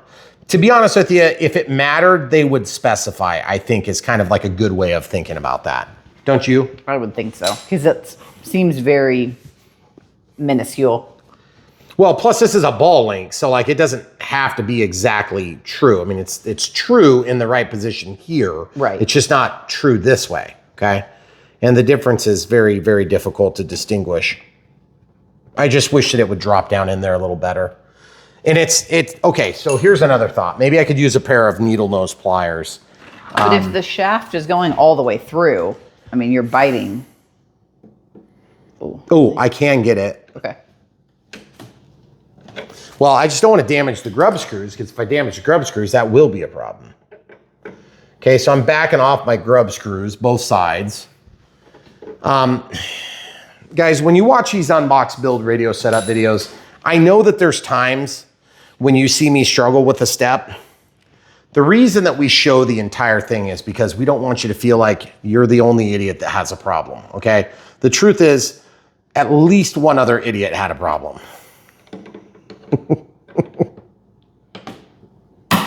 See, that snapped the whole assembly down, okay? But now I don't want it tight. It doesn't feel especially tight. So now I'm gonna take and hold from the bottom of the carbon fiber and press down on this and see if it'll slip. Because I think what happened now is this time we slipped on this collar, which is also 1.5 millimeters, okay? So it's backed off and it is slipping. You can see how easy it moved. So I think what's going on is the whole assembly just went up. Yeah, it's not going. Thank you. Okay. So we're just gonna do a little teensy bit of Loctite on this, let it go in there. I gotta get the rudder square. And I'm just gonna torque this down because I think we've had enough of this. So that's gonna set the position. The bite point here on this carbon fiber is gonna be set by all these moves, okay? So if you do it wrong, it's not like the end of the world. I mean, you can make a mechanical bend to this, or you can get this exactly square and then set your set screws here. But really what's gonna happen is the flat that was milled at the factory in that piano hinge, or not piano hinge, but piano music wire, this music wire, that's what's gonna really set the squareness, because see, it pulled it to the right just a little bit.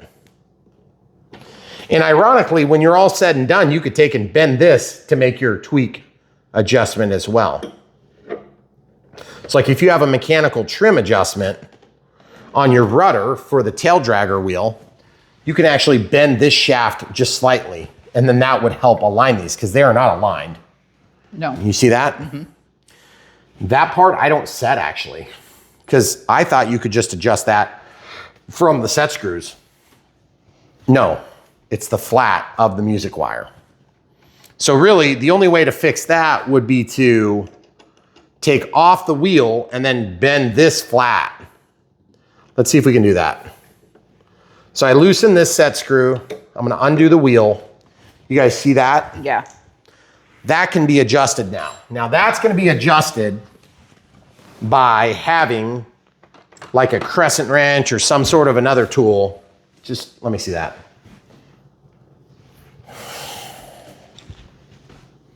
So I need to get this square, okay?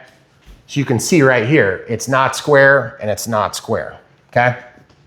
So what I'm gonna try to do is I'm gonna try to square it, but then that means I need to brace both sides so that I have something to bend against. I don't wanna bend against the plywood or the fiberglass or anything like that. Well, there's no fiberglass, it's carbon fiber in that case.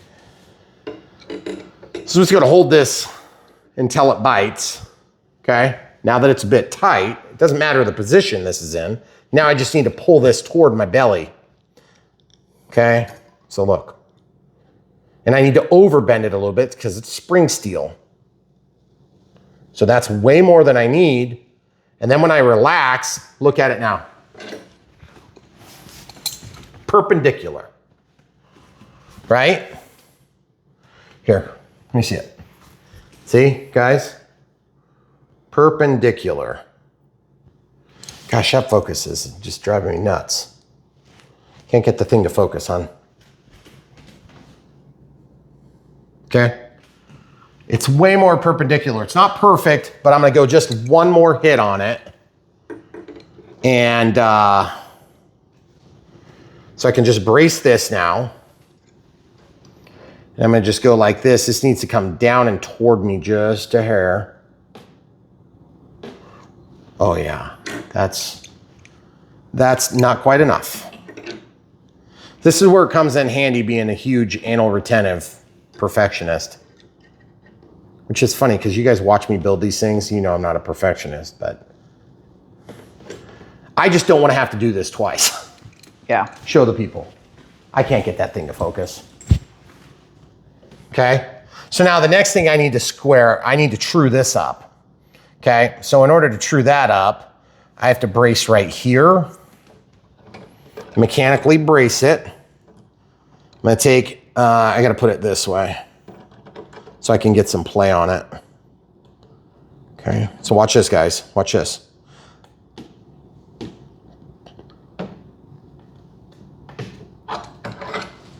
Is that more true? I don't think I got enough. Not enough. I think it needs to come down. I'm gonna have to bend this one just a hair. So I'm gonna go here. I'm gonna go like that so that I bite more of it.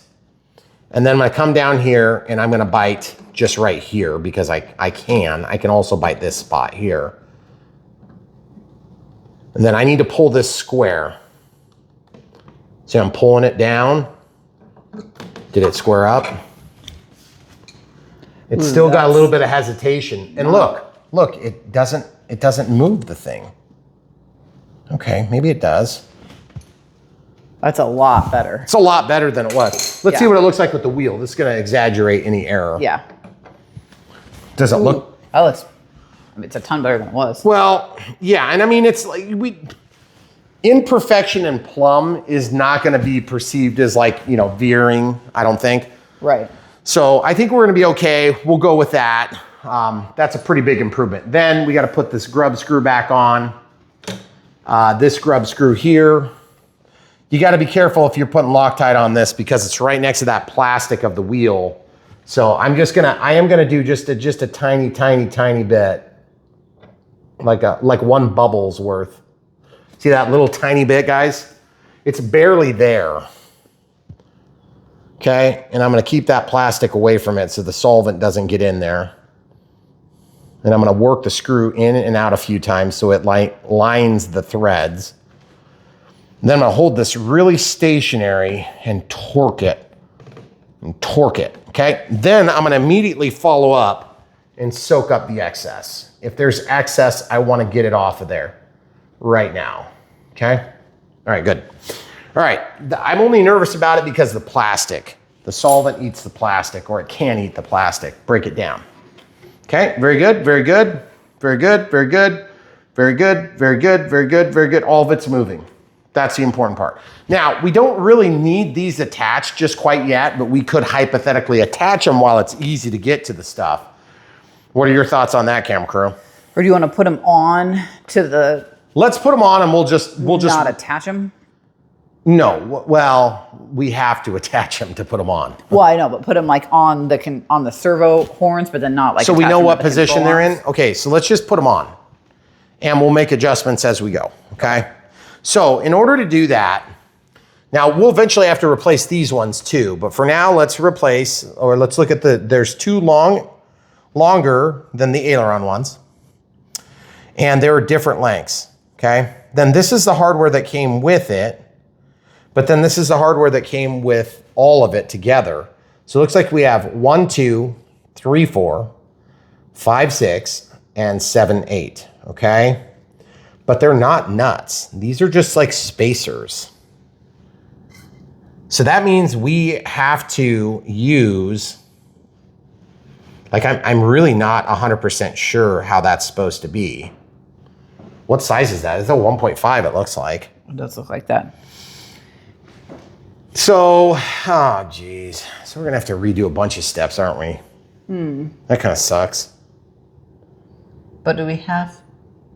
We have to redo these, okay? Yeah. Yeah, okay, so what's gonna happen is these things are gonna slide over like that, whatever direction they go to act as a spacer, okay? Or this will go on the clevis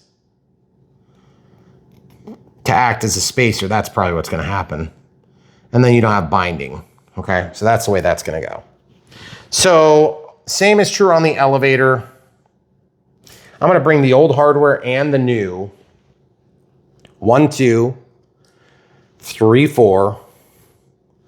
And then I'm gonna bring 4 of these. 1, 2, 3. Do we have enough?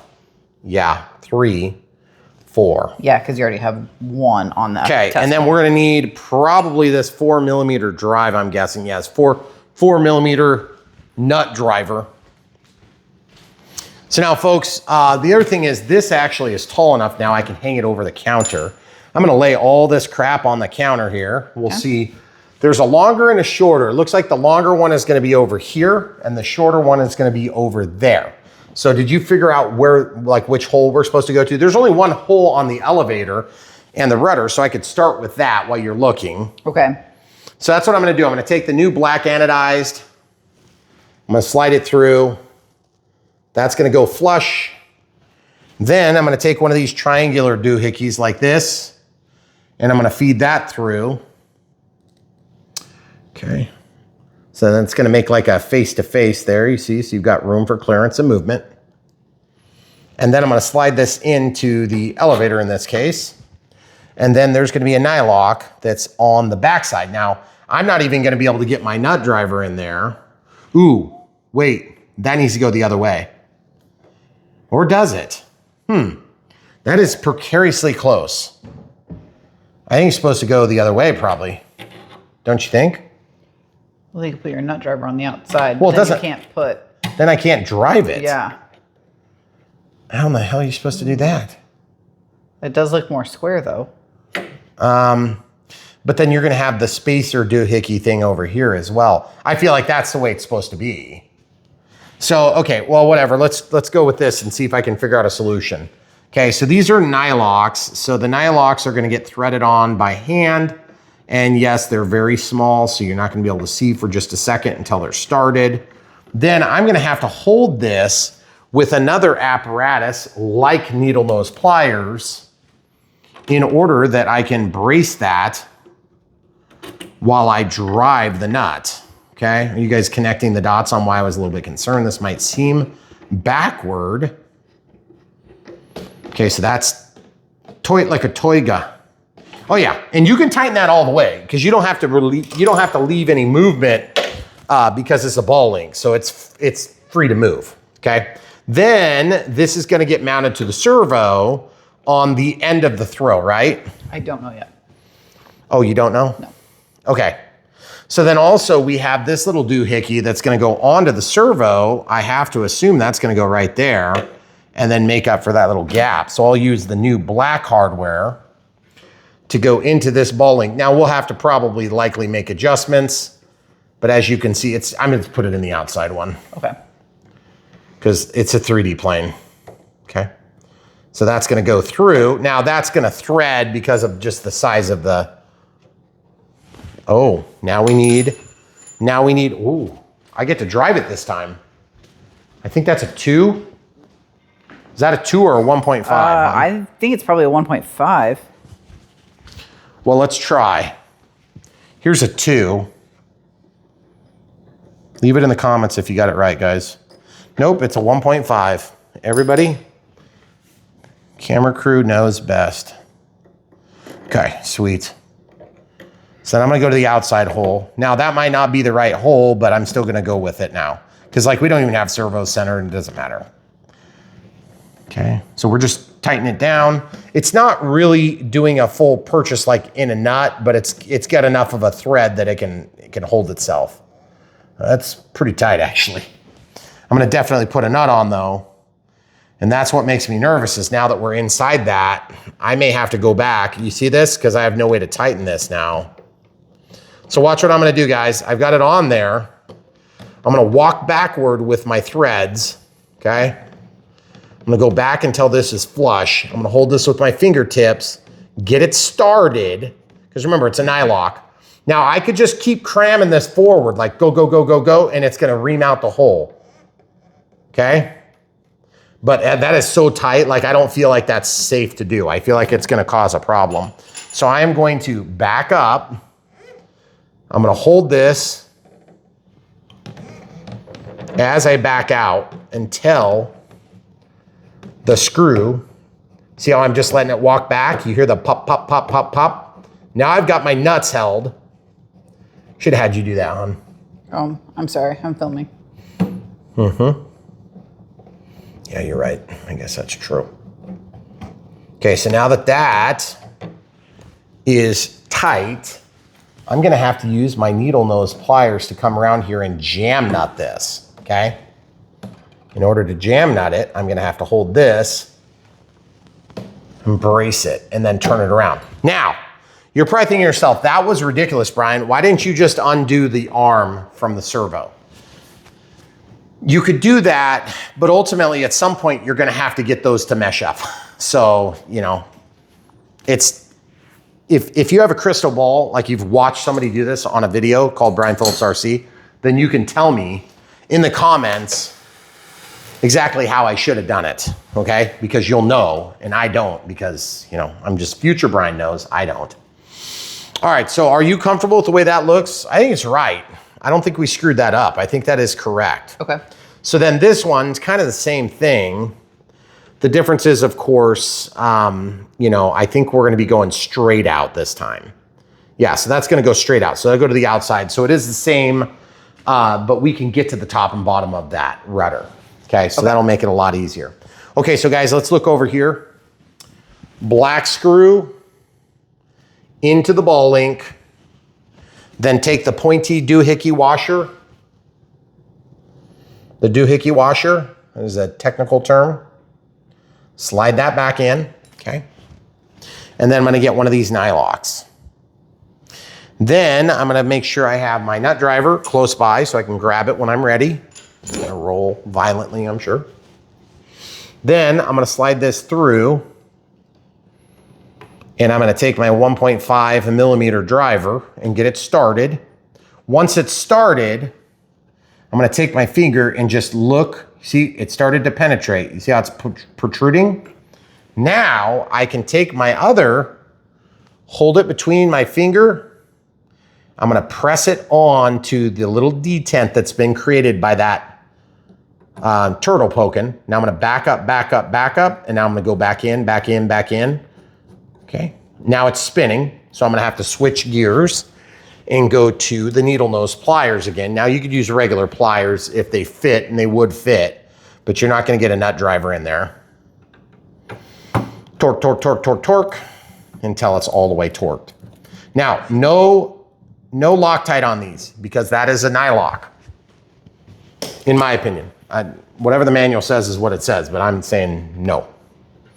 No soup for you. Now that that's centered, that's where that's gonna lie, all right? So then I'm gonna take this servo, or this bolt, I'm gonna put it on the 1.5, I'm gonna feed it through, but it's all upside down now, so it's gonna wanna fall through.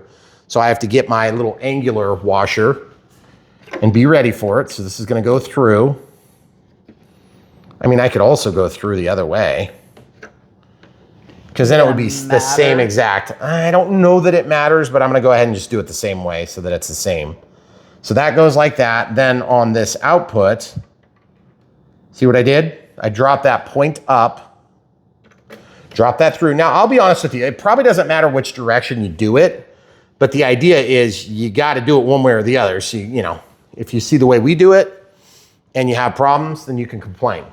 Keep in mind, you can pop that link off over these hardwares, I think, but you can't over a nut. Make sense? Mm-hmm. So you could see why you might want to put the nut on the backside here, okay? And it's kind of biting like it did on the servo this time. Okay, so now I'm gonna use my 4mm nut driver to just torque this on. And while I'm torquing it on, I can brace the other side. It makes it a lot easier because then I can just hold both tools. And then I can just really get it tight, okay? All right, so now who knows if those are positionally true? I guarantee you they're not, okay? One of them is wrong at least a little bit. And if they're not, I'll be amazed. But they're together and they'll work and we can do the radio setup portions. So now the next move is building the landing gear, which is gonna be fairly easy. There's kind of a weird step on this. By the way, I just wanna stop for a second and just think about this. We spent a lot of time building this plane so far. It's not a hard build. It's just kind of like some tedious steps that we're not used to in the foamy world. I don't want to talk anybody out of buying any planes because there's a little bit of effort involved. But I will tell you this, there's times when the effort is like, it's worth it. And then there's times when it's like, what the heck did we just waste our time on? And believe me, we do it all the time. Some of these planes we build, we fly them once and never touch them again. You might want to be a little quicker if you're going to help me catch that next time. This one is going to be worth it, okay? Now, also, I just want to point out there's no plug in this. I don't like that. I think that's lame. There should be a plug on that, even though it's carbon fiber. Is there really not a plug? No. Okay, so these ones are the last screws. So let's look at this real quick. So they are Phillips, okay? So we've already got Phillips over there. We've already got washers. And, we're gonna have lock and then washer. And I wanna get one in there like right now so it doesn't flip again like what it did this last time, okay? So now I have seen, they do recommend using Loctite on this, and this is gonna be going into a nutsert that's mounted in wood, so you should be fine. So I'll just show you that real quick. We'll do a little teensy bit there, see? We don't need a lot, I don't think. And yeah, you're passing through, it's actually a carbon fiber lined piece of wood. There it goes. So you see what I just did there? I just wriggled it around and I didn't tighten it all the way. I didn't tighten it all the way, and that was expressly for the purpose of, I need 4 to go in, and if 3 of them have to go in after I've tightened it, it's gonna be incredibly difficult to get those in. Okay, now keep in mind, camera crew, we gotta redo those linkages. Now you might not need to, full disclosure, because you might be getting the model after they've already resolved it at the factory. And so if you're not getting that weird yellow note like that, but you find that you have issues, I don't even know what the issues were, then just contact Horizon, they'll get you taken care of, okay? So same thing here, and just give that one little drip. Now that we know the location physically is about right, we can just drop that in the other way so we don't have to guide it in. And then I'm just gonna hold this. Now, one thing I'm also kind of fighting is I don't want this to slip out of the stand. By rights, I should probably slide this down, but I don't like putting the weight on the cow on a plane like this if I can avoid it, because there's more strength usually in the body. And if you put it on here, you're just going to those 4 screw points. And so when possible, I avoid that. It gives it a little bit more survivability. That doesn't mean somebody else is gonna be flying it, but might survive the Unbox built radio setup, okay? So I did a lot on that one. Don't know why I did so much. It was just kind of an accident, but it seems to be fine. So, and again, we're not gonna tighten any of them yet until we get all 4 in. Now remember, once you do this for your virgin build, and then you're getting ready to take it to the field and you gotta disassemble it or whatever, then you may not have to take all these steps apart. So my suggestion is just assume you're not gonna have to take it apart except for maybe the wings. Okay, so torquing it down now. I got so much Loctite, I don't wanna get that one next. Torquing it down, very good, very good. Then torquing it down, oh yeah. And then torquing it down, oh yeah. Ooh, that's nice. Back around one more time. Already did kind of the star pattern, and that's nice and tight. Now, the wheel pants are all installed, the wheels are installed, but these little things have to be pushed down. Now, they're saying to use an adhesive, and I think what I wanna do is I probably wanna China glue this again, just because it doesn't have to be CA. You could use CA, but they actually call for contact adhesive, okay? So I'm gonna use China glue. Again, you can use foam to foam. It's gonna be about the same, but I just think that the China glue is a little bit more tacky. So kind of like your favorite RC host, okay? So you see this? I'm gonna slide that up. And then what I'm gonna do is I'm actually gonna take this and just do a little smear of it, okay? And from that smear, I'm gonna take and rub top and bottom from that singular smear, and I'm gonna slide this down into the smear, and I'm gonna leave it. And that's probably all you need to do. If it doesn't make good enough contact, it will sort of dry, so to speak. But then while that's setting up, I can go ahead and flip this plane on its side a little bit, and we'll do the other side. This side might be a little easier for you to see because I am tipping it in such a way. I don't know why that spun, but it did. Okay. So same thing here. I will take and smear just a tiny little bit of it on there. That was a lot more than I meant to do. I must have massaged your tube a little bit too much. What? Oh, I was just thinking, you're putting the little, I don't know what they call these, you're gluing them to the landing gear. That way, if you need to take your landing gear off, then that part isn't attached to your plane. Yeah, because these things are not like a permanent fixture of the plane. They're a permanent fixture of the landing gear. Yeah. But I will tell you this, that contact adhesive is not really making contact very well with this right now. So probably what's gonna happen is I'm gonna have to let this set up for a minute or two and then press it into the contact adhesive. Once you press into it, then it will stay, but until it tacks up, it's gonna tend to not wanna hold. This other side held, okay? I don't really know why that is, but that seems to be the case. So I just don't wanna slide it and get it all over everything, but I might go a little bit thicker on this side for that reason. The other thing you could do is if you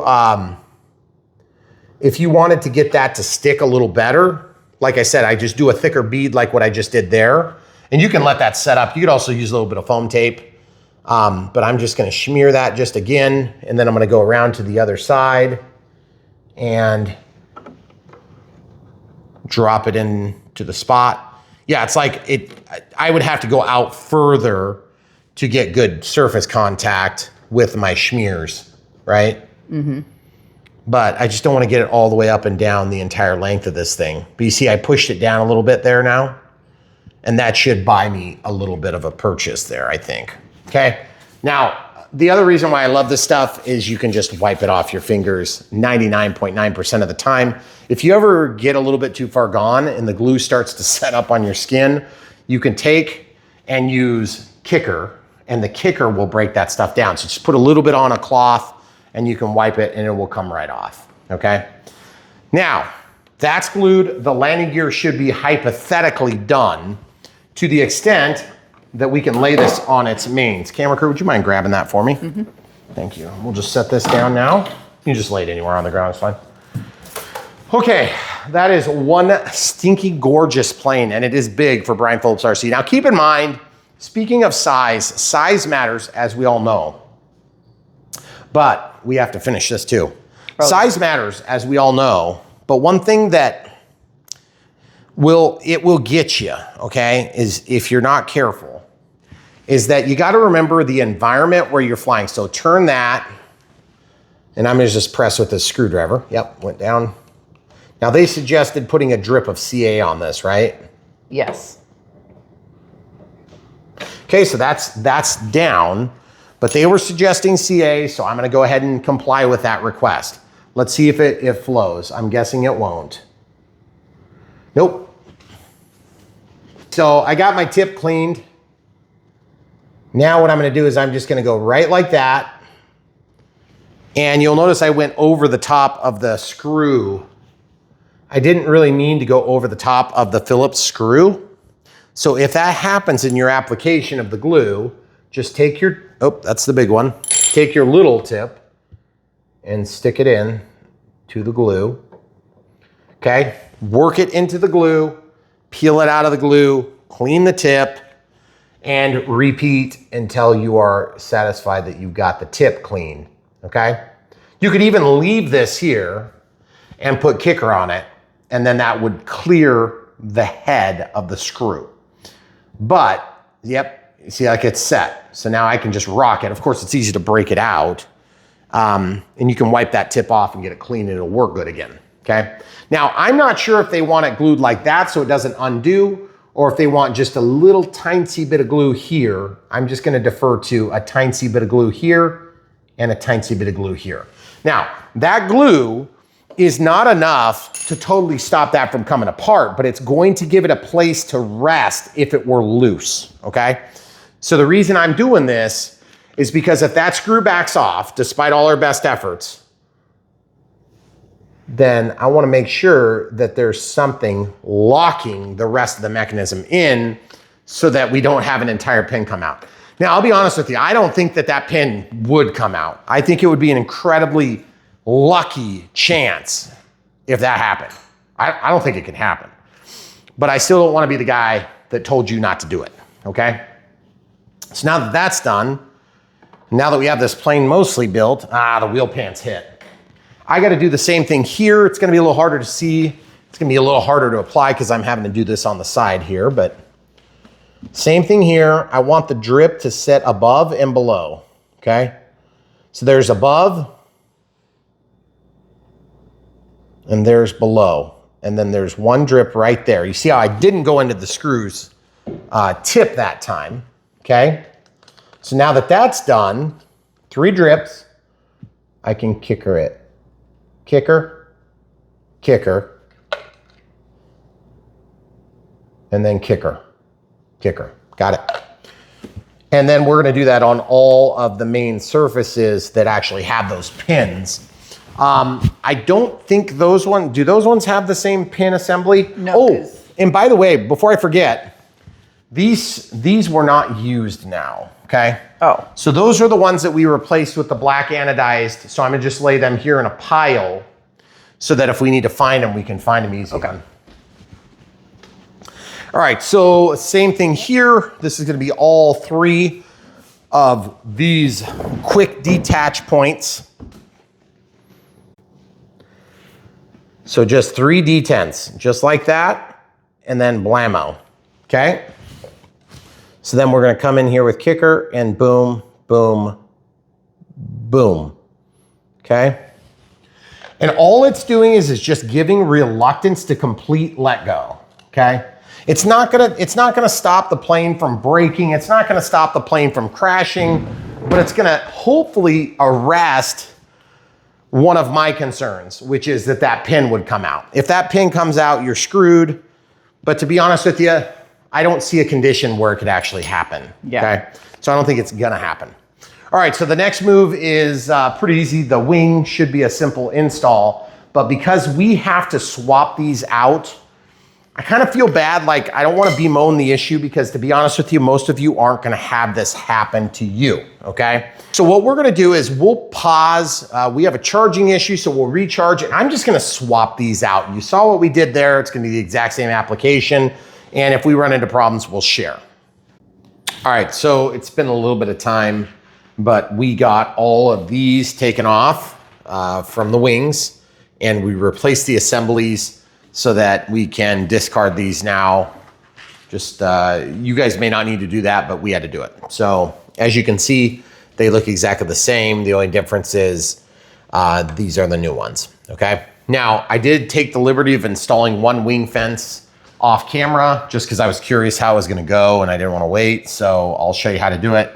You got these 2 thumb nuts, bolts, apparatuses, whatever you wanna call them.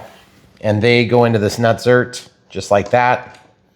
And then this one goes in just like that. Super easy, very easy. And then these go in this way or that way, doesn't matter. It's the same direction or the same shape, both directions. And then they go on just like that. Now, you don't have to install those and you don't have to take the thumb nuts out, but you can. And so for the sake of the build, I'm a little bit tempted to take them off just because it's one more thing to potentially get in the way and or cause a problem. And so I'm just gonna pop these off. And then I'm gonna just put these in tight.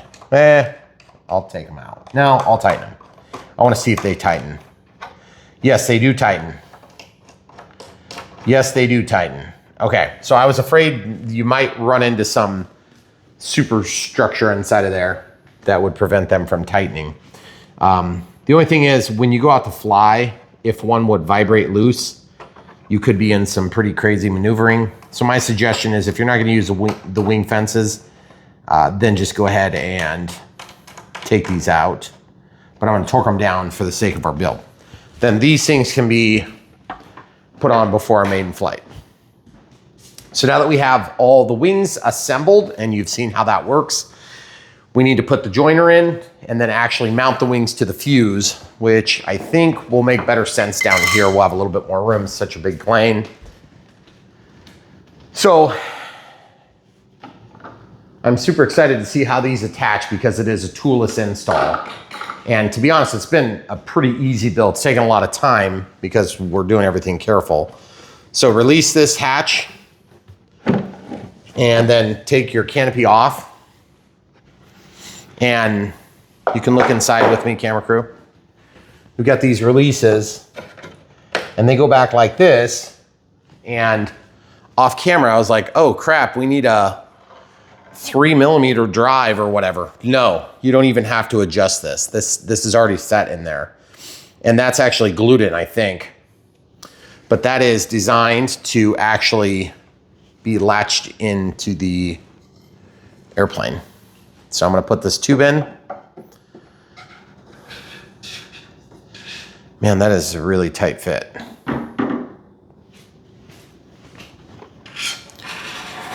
Yeah, that's a very specific fit.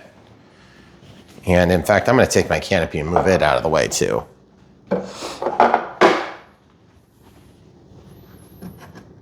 So this is just gonna slide on. And then I'm gonna take this and pass it through the wing or through the fuse.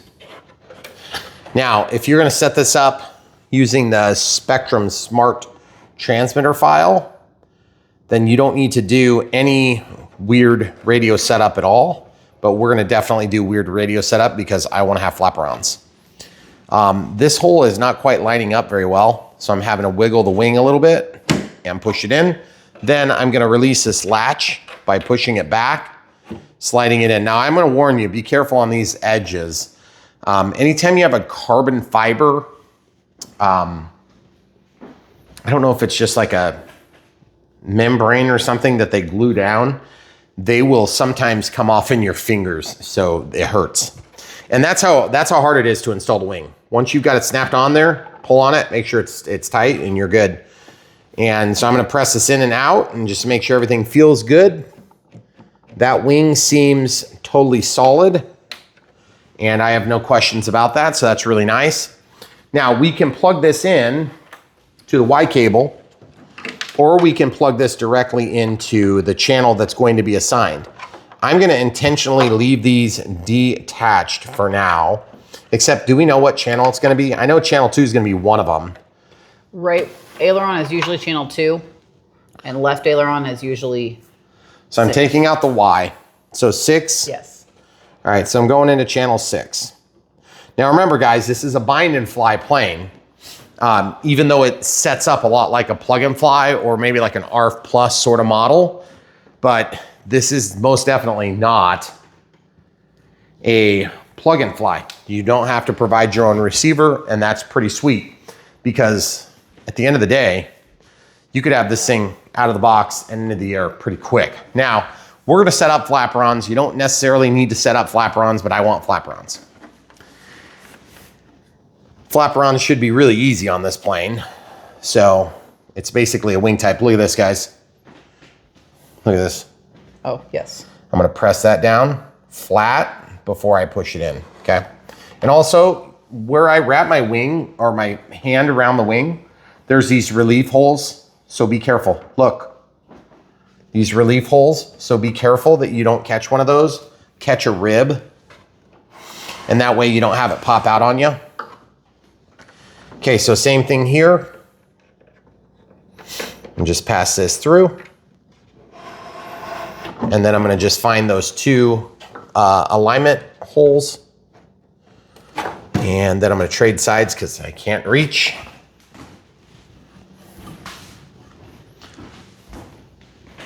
And all I need to do is press that back There's actually a latch point, so it will hold opened. You see the latch? It just goes down or up.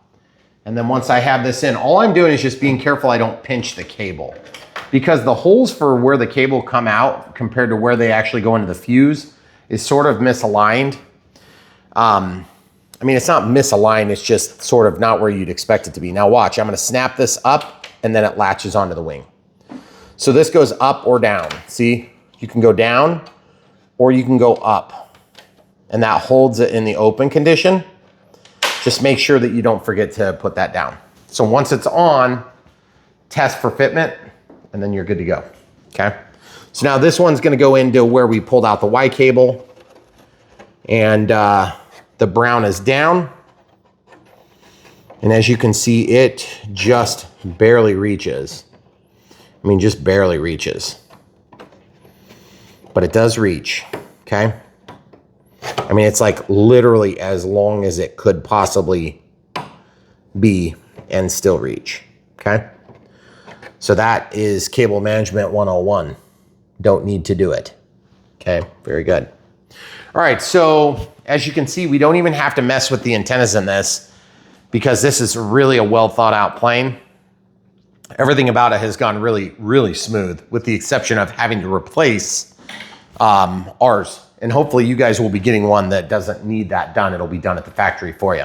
And by the way, if you want to see the difference, I think the difference is this is a bigger body and this is built in. That little triangular part is built into this brass fitting. Ours are separate here, okay? So the other thing too is once these are installed, that's not a turnbuckle. So you can't turn that to lengthen or shorten it. That'd be awesome if that was the case.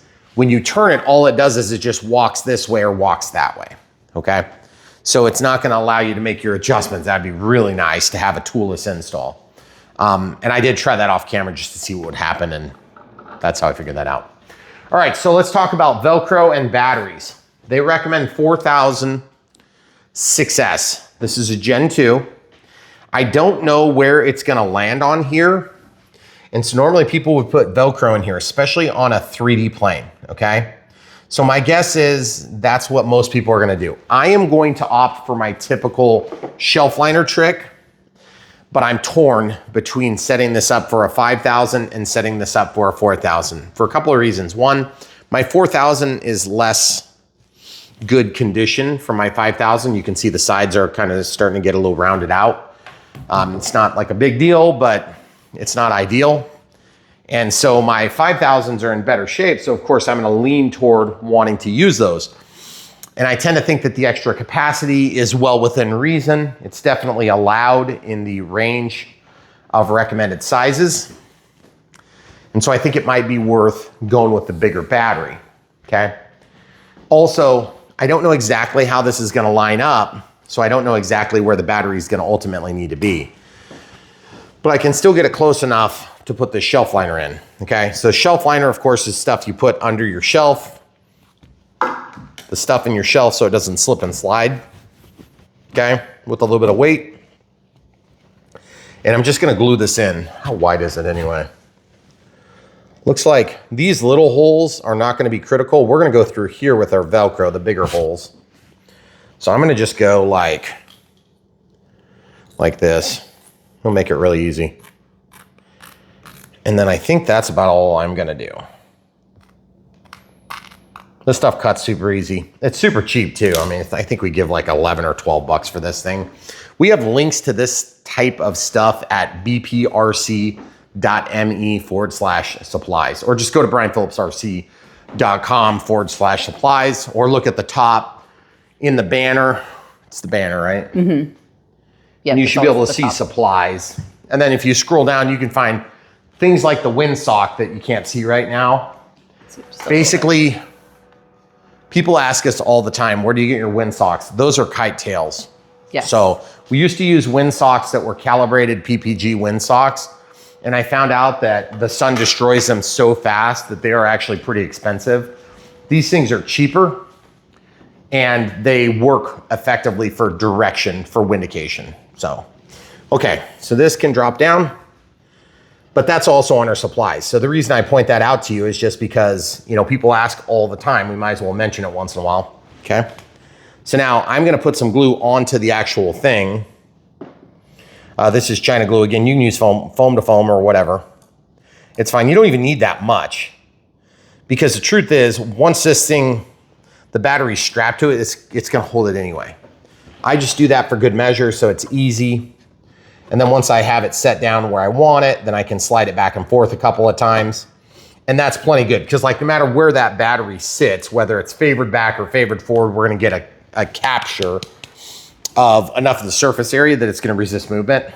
Now, some of you are probably thinking, but this is a 3D model, Brian. What if you go in and do some crazy hammerhead maneuver, or, you know, jank it up in the air? Isn't your battery gonna shoot off? Well, the answer to your question is maybe, and I'll just have to deal with it. Obviously, it would not be ideal if the battery shot off, because it's gonna ruin the plane, or at least it's going to de-energize the plane. And so for that reason, if you're gonna do a lot of heavy 3D with this plane, which a lot of people are gonna do, I mean, it's called Eratix, for God's sakes. I mean, it's designed to do that. You might wanna err on the side of going ahead and putting in the Velcro. I just know what we do, and I know what works for us, okay? So I don't wanna make that value judgment for you, but my suggestion is, if you are on the safe side, you're just not gonna find any batteries, with the exception of ultra micros, that have Velcro on them. If they come with Velcro on them from the factory, then they have Velcro on them, okay? But I like the smooth packs so that I can do this in all the different planes, okay? So that all being understood, we will go ahead and size it up for the 4,000 initially. I know that's a lot of pomp and circumstance to figure out where the battery's gonna sit, but that's the way it's gonna be, okay? So I'm gonna drop this in. I'm assuming it's gonna need to be further back to keep and maintain the proper CG. Because you do have film that's kind of exposed here, be careful that you don't bump into it and damage it. Also, I do feel that there's a fair amount of play between these wings, which is why the wings and the fuse, which is why they put that foam on there, which is a little unusual. I'm not used to seeing that on a mid-wing plane. Now, I'm not gonna plug this in just quite yet, but I will eventually. So a little trick when you're checking your CG, you can plug in just the negative lead on these IC5s and just drop that down. Then this will help you closely simulate your center of gravity. But we do need to put a strap in to hold this thing down, okay? Because otherwise it's just gonna flop when we go to test the CG. You can test the CG wheels up or wheels down on this, meaning you can have the wheels up or the wheels down, but typically I want the wheels down on a fixed gear plane. It's gonna be a lot easier because it's gonna hang down, balance a little better, okay? So I think I wanna go right here. So I'm just gonna test this so that I don't do it backward. I don't think you can do it backward. If you do, then you did something wrong. Okay, so that'll work. And if you flip it over the other side, it'll work the same way, okay? See, just gonna get the other side of the hook and loop, okay? So I think what I wanna do is, because there's already that kind of memory in there, I'm gonna go this way. And this is potentially could suck a little bit to feed through, but I'm gonna just go with this middle position. It goes down to where the landing gear box is. I am not sure the best way to do this, but I think I'm gonna have to get forceps probably to grab it. If you guys don't know what forceps are or hemostats are these things. They're like really long needle nose pliers looking things. If you buy these come from Tool Shop. It's just a Menards brand. If you don't have Menards where you live, then it'd be like Home Depot or Lowe's.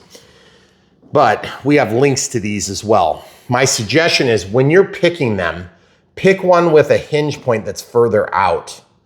When they're way back here, it makes it a lot harder to get into tight spots. And so the hemostats that the surgeons use are way smaller at the end too. Because you don't typically need to clamp off like a huge thing like that. But you can. These have worked okay. They're like 10 bucks or something like that. I use them like crazy. And to be honest, the cheap ones, this opens up. This top and bottom piece, they splay when you get this crimped onto something, because you can bring this down and spring this and it bites together and hold. So it's really nice, it clamps. So camera crew, switch sides. Yep. Thank you. So what I'm gonna do is I'm gonna reach down through this hole, see if I can get that. Can't without the bent tip, so I'm gonna go to the bent tip ones. I find myself, by the way, using bent tips like all the time. And I'm just gonna see if I can get lucky and get that to go the right way. This is always just one of those annoying steps. There's not really a good way to do this. Sometimes I'll take zip ties and actually feed them through, but I just feel like that's a lot of extra wasted time. This is probably just gonna be one of those where I just have to figure a way to get my hand in there.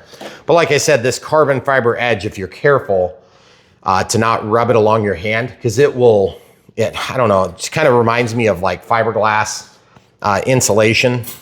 If you get that carbon fiber in your skin, it hurts. Or it itches and or hurts, depending on if you drag along the side of it. So just be careful if you're doing this step. Okay, so I can see the tip coming through. So you see the tip? It's under there. So now I can grab this with my forceps. But see, this is kind of one of those steps where it's like, how the heck are you supposed to do this? There's got to be a trick to this. Now, obviously, this is big enough it'll stay, but then I have to try to get through that little tiny little slot. Sorry, I got to go back to the other side. And this is one of those times where going to the other side seems like it'll be better until you get there. Anybody who works on cars has made that dance 1,000 times. Like, which side is it easier to reach? Neither. The weird thing, the answer is there is not a good side. So I just got that through. The forceps really made that possible. I would not have been able to do that without the forceps. Okay, so now pulling the slack through, we can go ahead and feed this through. Of course, there's 1, 2, 3, and 4 positions that you may decide to capture your battery with. Okay. So hopefully you picked the right one. Well, I figured this is probably the safest bet because if I go here, I'm marrying myself to only the back position. If I go here, I'm marrying myself only to the front position. If I go in the middle, I'm pretty much hitting the center. Yeah. Okay. So I'm gonna leave this tail up because I don't know where I need to actually move this battery yet. So I'm simulating a coupled battery. I can move my forceps out of the way and put the canopy on. Now, of course, it's not on, so the surfaces, which are huge, are limp right now. And so because they're limp, I don't think it's gonna throw the CG too bad, but what the heck?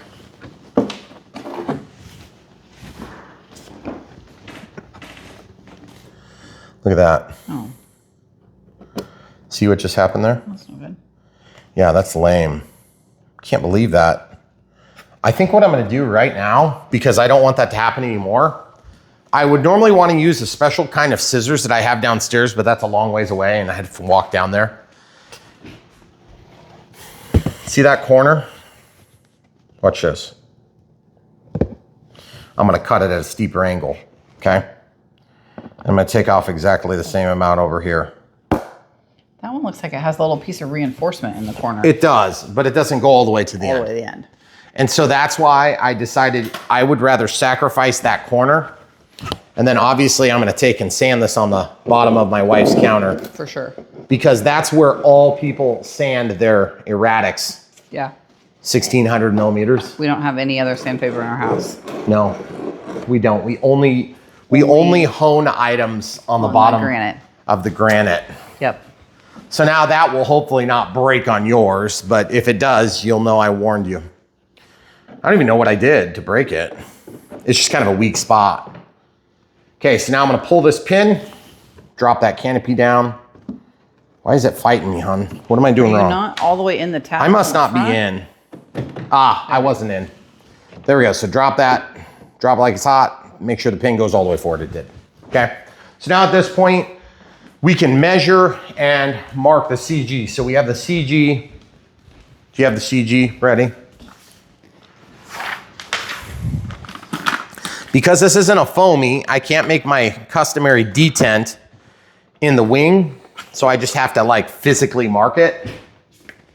So they're recommending 104 to 126 with the recommended setting at 118. Okay, so 118 is what they want? Yeah. Okay. So do you want to do the range or the? No, 118 is what they're recommending. Yeah. So I'm gonna go to 118. I can't actually go that wide on these. So 118 on calipers. I'll show you how to mark this if you don't know how to do it. It's pretty easy stuff. Back early in my RC experience, okay, so I'll just tighten that. 117.94 millimeters, close enough for me. Okay. I want to pick it up like this. So the marking, to be honest, can be on the top or the bottom because you can only see whatever side you're going to see. But it would be nice to be able to feel it. So I think I'm going to have to get the plane stand for this. And that's just so I can put it upside down for a minute. Yeah. So camera crew, are you prepared to help me? Yes. Now, keep in mind, we don't have the fences on, so we're going to fly with fences. So I probably should have them on. Okay. I almost forgot that. This will actually change the CG by a tiny little bit. So pass that on there. Back them off till it slips back.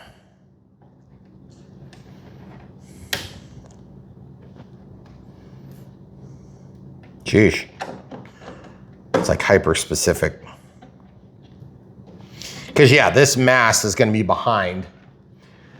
It's actually close to the center of gravity, but it's not exact. So whatever you're going to use on the aircraft, have it installed. If you're going to add a remote ID module or something like that, or, you know, secondary battery or light controller or anything like that, just make sure it's installed now for your center of gravity test. Okay.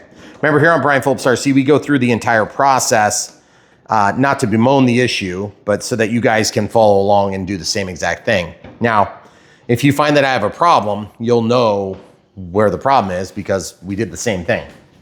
If you do it different, then you ask me questions about what happened, I'm going to have a really hard time helping you.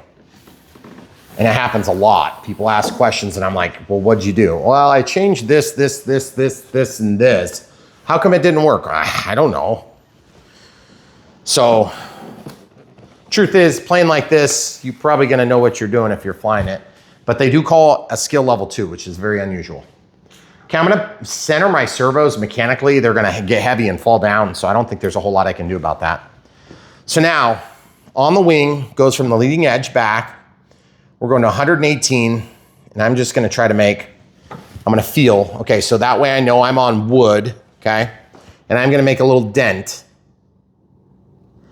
And that dent, I'll be able to feel with my finger. And then I'm going to mark it like this. I'm going to come back and mark it so that I can see that mark, okay? Okay. That is not the way you have to do it. You can do it however you want, but just, I like being able to feel a bump so that I can get in there blind and press it. See, like, I don't know if you could hear that. Okay, so also just a tip, I accidentally zeroed this as I was doing that. So I'm gonna go ahead and unlock it and just slide it closed. And then I'm gonna validate, yeah, 117.99394. So that's what I zeroed off. But what I was saying is I poked a tiny little hole in the balsa wood, okay? And that way, when I reach under for that center of gravity test, I can actually feel. And I'll actually take this felt marker, which is a Sharpie, just a regular Sharpie size, and I will make a bump in the foam on a foamy with that felt marker. And it's enough then that I can feel it. There have been a time or two where I wanted to have a bigger bump, a more pronounced bump.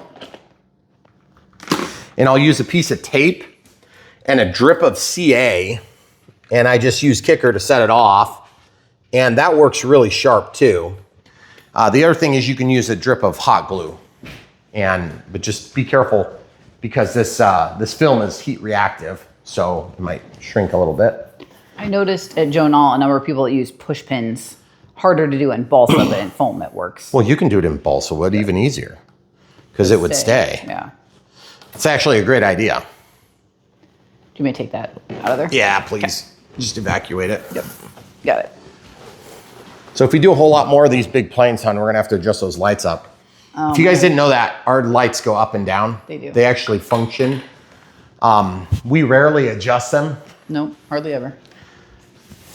So can I even reach 118 millimeters back? I don't know. Oh boy, I didn't even think about that.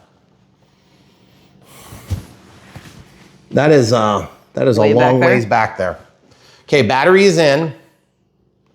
Currently it's tail heavy, okay? So for some of you doing 3D, this would be perfect. Two things I'm gonna try. I'm gonna make this right with 4,000, and then I'm gonna mark it, okay? Once we get the center of gravity spot on for that measurement. And then I'm gonna put a 6S 5000 in there, and then I'm gonna mark that as well. That's a pretty picky fit. I wonder if I could take down those tips just a little bit that need to dive in there. Or do you need to loosen the cowl at the front top just a tiny bit? Well, you could do that, I guess. It's just kind of hard to get to these center of gravity marks. Okay. That's still tail heavy. Okay. So that means I'm gonna go more aggressive just because I don't want to dink around too much more. Well, you can go way up there. Yeah. I didn't even think about that. Yeah, you can go like way up there. way up there. Way up there. Yeah.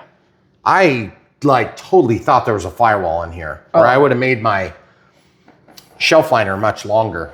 I'm sorry guys if I failed you on the shelf liner follow along. So we might need to go like way forward. Yeah, but I mean, you got to remember it's a big plane, so moving the battery 2 inches is going to make a small difference compared to if it was a smaller plane. Mm-hmm. But you see what I'm talking about? Like it's specific. It's going to wear itself down as I work it in and out of there a few times. Always does. That prop is just right up in my business. Okay, here it is. Oh man. Like the tail's not even acting like it wants to come off the counter. No, and I mean, I'm sure there's a lot of people that are gonna fly it that way, but I'm probably not gonna be one of those people. Yeah.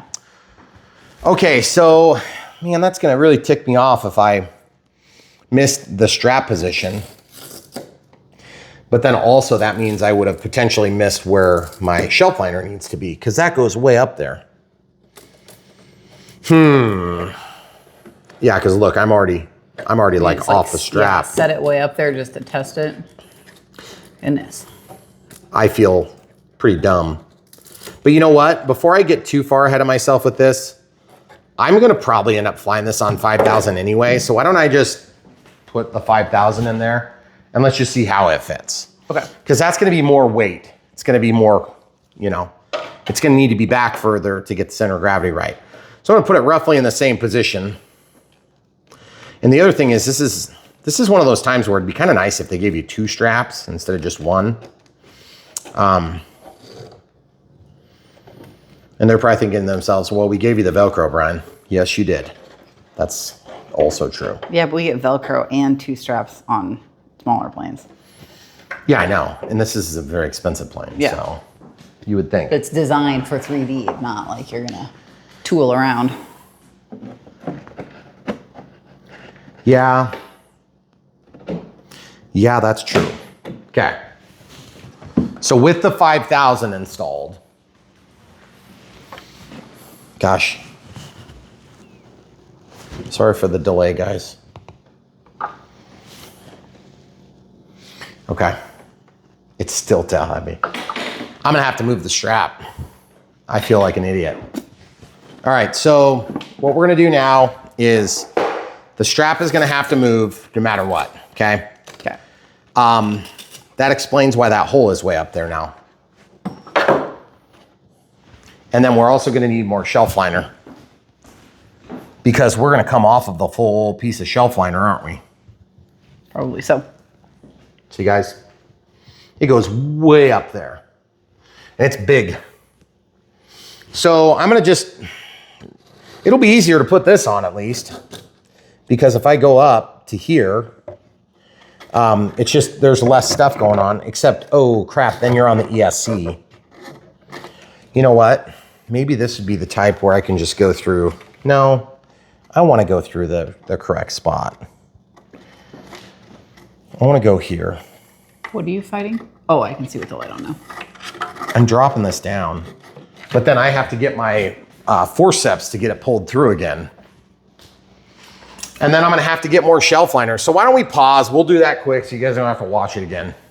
Okay, so I decided I'm gonna use push pins because it is hard for me to see. And so it's just gonna make it easier. And I put more shelf liner in and move the strap to this forward-most position. I don't know if that's correct yet, but we're gonna find out in mere moments. So rather than getting out the plane stand, I'm just gonna go back to where my markings are. And I'm just gonna put these push pins right in where they are because I've already got the marking made. And so it'll be super easy to do this. Now, keep in mind, if you put a push pin in and you find the one spot where there's like a carbon fiber tube or a wire, then hopefully the wire moves out of the way. But I'm willing to bet that we're not gonna have that problem, and so I'm gonna do it. Plus, I've heard people suggest it before, so I'm gonna just go ahead and take this suggestion for once. Okay. And if it works like crap, then I will pull them out and then I'll have a small hole instead of just a mark, okay? Oh, that's a lot easier to find, okay? Okay. And if I like the way it works and they like to pop out, then I will put a little CA on there and glue them in, okay? We're gonna try this position. Sorry to mislead you there a little bit, guys. That's not intentional.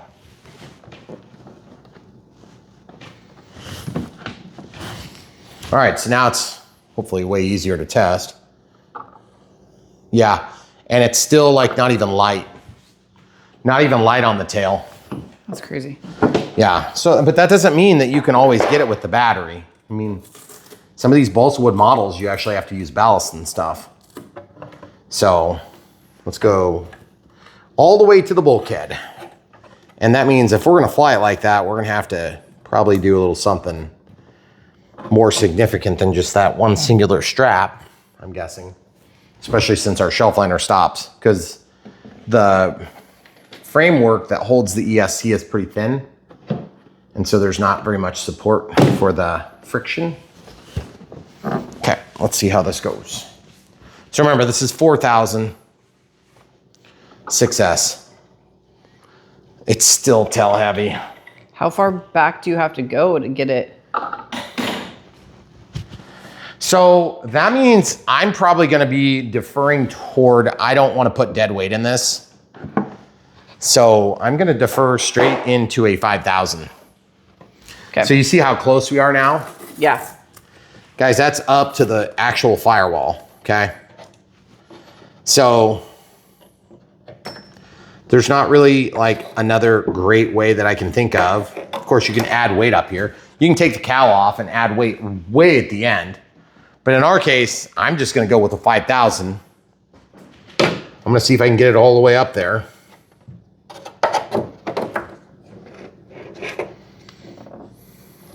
That's touching. But you see what I'm talking about? Like this strap is gonna be just holding the very, very tail end of the battery. I don't think that's probably ideal. I'm not saying that you couldn't, I mean, it's like gonna pop out for our testing and stuff, but I wanna know how far off we are so we can not misguide these people watching our video. I just don't add dead weight. I know some of you do, and that's fine.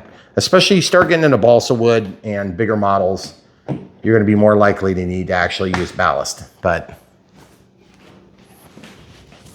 I try not to make a habit of it. There it is, guys. I'm finally nose heavy, thank goodness.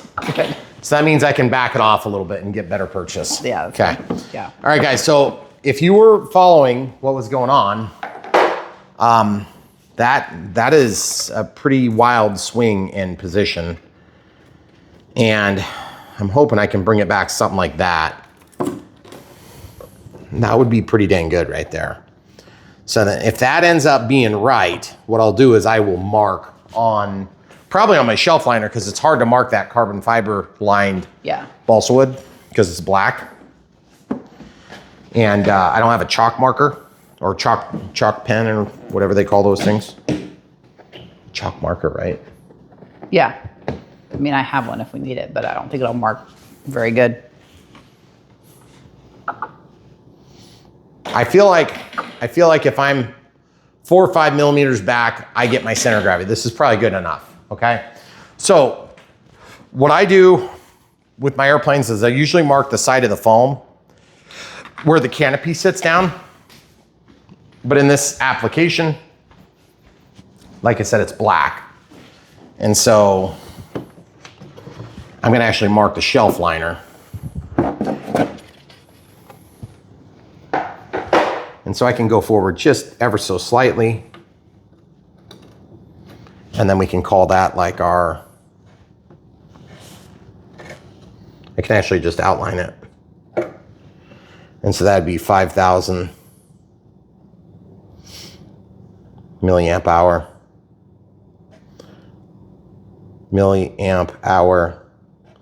6S. And then I usually have an arrow that denotes what direction the wire goes. Now you could put the wire forward, but you got to be careful it doesn't run into the back of the motor and catch on fire. So if you do that, just make sure you control where the lead terminates. And that answers my question. We're going to be flying this on 5,000 6S and not 4,000 because I don't want it to be so far forward. Now, the other thing too is that goes a long ways up to the nose, okay? So I think I'm gonna show the people one other thing that I'm not comfortable not doing it, so I'm gonna do it, and I'll show you what I'm doing. So obviously we redid the strap, which is exactly the same as what we did back there. We paused while we redid it, just moved it to this hole from right here, moved to that one. I'm gonna put more shelf liner in there, but the shelf liner is gonna go up and along those thin rails. Now, because we have an electronic speed control that's mounted below it, it's not touching it, but it's close, like it's got an airspace there, okay? What I wanna do is I wanna run along that little rail there, but I wanna make sure I don't obstruct airflow any more than I have to.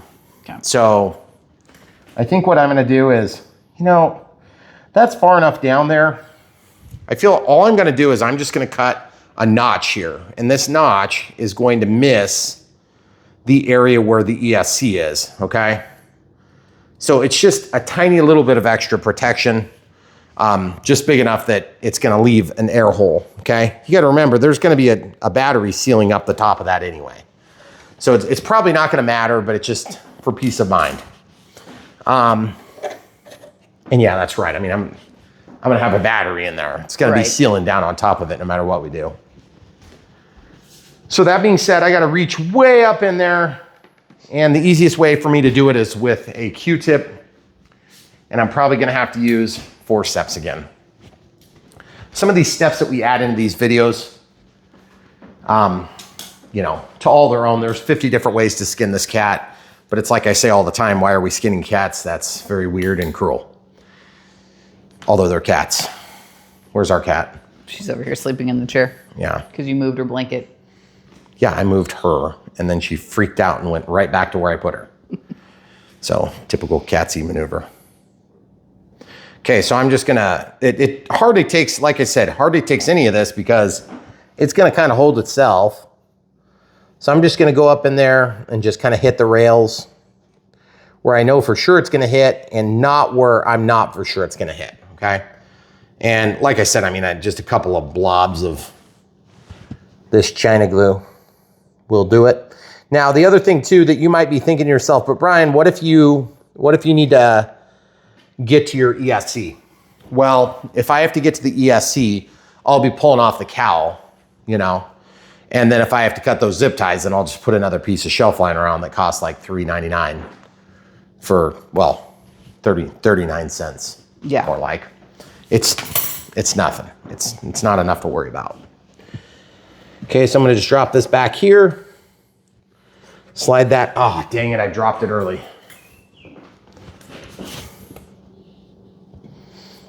Oh, good, it came off still. Okay, so I wanna get that located just so. Okay, there we go. That's pretty good. Now I've got that stupid hole that's unnecessary. and it's gonna get clogged by a battery in 20 seconds flat. Okay. Now, okay, it's at this point that you're probably thinking to yourself, Brian, get on with it. How can you take such a simple build and make it so complicated? Well, the reason that I make simple builds complicated is because I try to leave no stone unturned. And I can't speak for everybody, but we film 100% of our maiden flights. And I rarely have complete and utter disaster on maidens. I have had them. In fact, we had one the other day. Yes. But it's very rare. And the reason it's rare is because I just go through the procedures that I know have saved my butt before. And we know that will help you to have a similar result, which is not necessarily like, hey, this is the absolute best you can get this plane to fly. We don't even make that truth claim. What we do claim is we're gonna help get you out of the chair and into the air. And if you're brand new to the hobby, another thing too is I wanna just talk about where this strap is now, okay? Make no mistake about it. It is on top of the ESC, okay? So, or at least the wires from the ESC. So I'm not real like thrilled about this position. I think it's probably an okay spot, but it's desirable. If you end up running a tail heavy configuration, I think you're gonna be safer to be out here, okay? But I can't put a strap there and have a battery outside of that strapped position, okay? So that's where that is, and it's where it's gonna be. Okay. So our claim to fame is we're gonna try to get you in the air, find success, and then you can tweak it from there, okay? That's what we try to do. Now, in order for you to get in the air, you gotta do the radio setup. And that's the next move we're gonna make, okay? Radio setup, of course, is an important and critical part of this process, but it does take a second to do, especially if you're not just pulling a smart Spectrum file. Now, a couple of days ago when we were building this, for you, it was just a few minutes ago on the video, I was talking about how we were gonna talk about precautionary measures. The precautionary measures because we installed the prop. Largely, we're gonna make sure that we keep our arms and hands clear of it, and we're gonna be doing that as a rule anyway. But before we actually arm the ESC the first time and command and control the throttle cut, we're gonna assume it's gonna jump to life and chop our hands off, okay? And we assume that until such a time as it doesn't. And then once it doesn't, then we're like, hey, we can be friends again, okay? So that's what I mean when I say I don't trust this plane yet. Have I ever been cut by a prop? Yes, very small prop. Never been cut by a big prop, hope I never am, okay? We're gonna be careful. You can be careful too, and if you're not sure that you can handle that, just go ahead and pop the prop off, no big deal. You've got your center of gravity checked, you've got everything marked, so at this point you could just take it off if you're nervous. We're gonna be setting up thrust reverse and doing some testing and stuff where we need it on. The other thing too to keep in mind, for those of you who think this is reckless or dangerous, you have to remember, every single time that we fly these planes, we're gonna energize and de-energize these planes, okay? Once I trust it, I'm gonna trust it until I have a reason not to trust it, okay? So again, it's like the first time I bind it, if I have a weird throttle range where I have to trim down to get it to arm, throttle cut doesn't work for some weird reason, or it spins at a low RPM, those are the types of things that make me not trust the system. As soon as I don't trust it, that's when we dive into getting to a place where we can trust it again. Because I don't typically fly planes that I don't trust. So once we trust it, it's a trust relationship that stays until it gets broken. And when I say trust is broken, that means I hit a tree or some other object. All right, so that all being understood, we have to go to the page. We're gonna see what they suggest. It's not gonna really matter because we're not gonna be looking at it. Why does our manual have a bunch of loose pages in it? Clear back at the beginning. I don't know though. Our first set of pages is falling out. Yeah. So there's the smart transmitter. If you want to do this, I'll show you the step where it's going to ask you. We're not going to do that, okay? Dual rates in Expo, they're suggesting all sorts of crazy stuff. What the heck? Good Lord, look at all these. That's ridiculous. 56, 46, 38. That is so hyper-specific. Well, they have them all different too. That's really unusual. Yeah, it's a high-load main rate. That's very unusual. Yeah, I'm not doing that crap. That's gonna be too hard to remember. So not doing that. So we're not even gonna worry about it. And it looks like this tells you about all the rest of the setup that we didn't have to do. So that makes things a little easier on us. By the way, one tip for whoever's making the manuals, black and white is, you know, maybe not so desirable. When you have an expensive plane that's got a lot of assembly, I'm just gonna suggest that you put color in there. I know it's more expensive and you're probably thinking to yourself, well, just download it. Well, if I download it, it's still in black and white, right? Mm-hmm. Yes. So we no longer need this, except for the poles. Okay, so yeah, that is one thing we'll need. So there's this spot in the manual that talks about, oh, look, this is how they have it set up. So if you use the quick, whatever, smart transmitter file, then that's the way it'll be hooked up. But you're not gonna have a smart transmitter file if it's a plug and fly. Here it is. Look, 14 poles. So this is what they're talking about for poles. Okay. So we'll talk about that here in a few minutes, but we'll just put this out of the way for now. Okay, so now that we've talked about trusting the electronic speed controller, we're talking about, we're gonna set up flaperons. Obviously we have to start from scratch. We're gonna turn this transmitter on. This is an NX8 Plus. If you have an NX8, you can upgrade to anything 3.XXX or higher, and you'll be a plus, just like the rest of them, okay? And that gives you 20 channels. We're gonna use unpluggable channels on this setup, which means we have 20 channels on this transmitter. We have 20 channels on that receiver. Even though it is a 637 TA, it actually has 14 additional channels that are unpluggable, okay? Well, there's actually 15. Because there's technically 7 total pluggable channels. I said that backward. There would still be 14 unpluggables, but there's technically, that would be 13 unpluggables if you plugged in the bind plug and reassigned and did port mapping. We're not doing that here. We don't need it, okay? All right, so cancel them back. Go down to add new model. We're gonna make an acro create. And this is a process that we've done so many times. When we film it, it takes, you know, 20, 30 minutes for us to do it, but I can set these up in the field in like 4 or 5 minutes, okay? That's from total virgin model. And if you've ever seen me take a transmitter and set one up, I can actually do that. But I wanna teach you how to do it and not necessarily just do it really fast, okay? So that's why we take the time to show you on Brian Phillips RC. Smash the like button if you're getting help. Let us know in the comments below. It's encouraging to us. Okay, model select, we just came from there. Model type, we already set. Model name, this is where we're gonna type it in, 16:space. And this is gonna say Eratix SWS. All right, so we got the Eratix SWS Sport Wood Series, 1.6 meters. Aircraft type, this is where we're gonna set up flaperons. Now, you could also just do dual ailerons if you want, or if you're doing it as per the manual, you'll do it as normal, okay? Because if you don't split those, it's not gonna do anything to set up flaperons here. I'm gonna select an image from the standard file. That's probably the best image anyway, right? Probably so.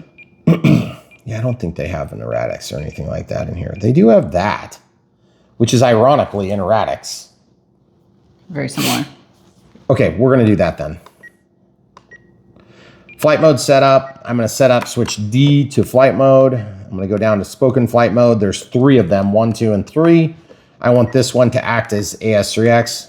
So highlight the first one, hit cancel, cancel. And then I'm gonna type in AS3X, which stands for Artificial Stabilization 3-axis. Now, this is just a label. It is not actually doing any setting per se, but it is going to be telling it what flight mode to be in, okay? Based on what switch D is doing, okay? Then we can make it say it by scrolling way down to the bottom. There's actually a choice that says AS3X. All right, so there's saved, there's AS3X mode. Okay, cool. AS3X mode. Okay, so we've got it. Then we can move this down. We're gonna have one that's off. So highlight, cancel, cancel. Now this is a big plane. There's some people that would say, hey, I wanna fly this without stabilization. Have at it. I'm not probably gonna do it, but I still set up the off condition here because a lot of guys, especially guys that are flying balsa wood airplanes, might enjoy that. Did I go past it? You might have, nope, coming up. Off. So every time you flip a switch when you're in regular flight mode, it's going to generate an audio event that's going to call out whatever it says there. Okay, so highlight, cancel, cancel. This is going to be safe sensor assisted flight envelope. And you're probably thinking to yourself, you're going to be using safe on this plane? Well, the answer is I'm going to set up safe on this plane, and I will probably demo it for just a few seconds while it's flying, but I'm not going to need it. And if you decide you want to use it, there's no harm in having safe. It might help you if you're disoriented and you want to get the thing to be righted. Just one thought. Okay, so now safe, off, and asterisk. So now later we will associate either flight mode or D to those particular choices. So now channel assign, we can see throttle's on 1, right aileron is on 2, which is, we guessed correct, camera crew was right. Then elevator was already hooked up, rudder was already hooked up, we hope. Gear is not used, there's no gear on this. So we could actually just disassociate that, it just becomes aux 5. The input is inhibited, which is fine. Left aileron becomes channel 6. Okay. I don't want that to be tied to B because we're going to use that for flaps later, but flaps will be called out from another menu. And then we could set up flight mode on aux 7 as an unpluggable, who cares? And then rotary knob is already fine, so I'll just leave the rotary knob. That's this, that'll be for our master gain setting. I typically bring it back to about 50% no matter what anyway, but that's the way it's going to be. So that's on aux 8. Channel 9, I'm going to set to switch G, and that's going to be for us thrust reverse, and that's going to be how we select what direction we're going to go with our motor. Okay. All right, so that should be everything there. So now I can click and go to servo setup, excuse me, rates and expo. I'm going to set all of them to switch F. I'm going to have the expo at 5, 10, and 20. They had a lot of expo on theirs. They did. Like a lot.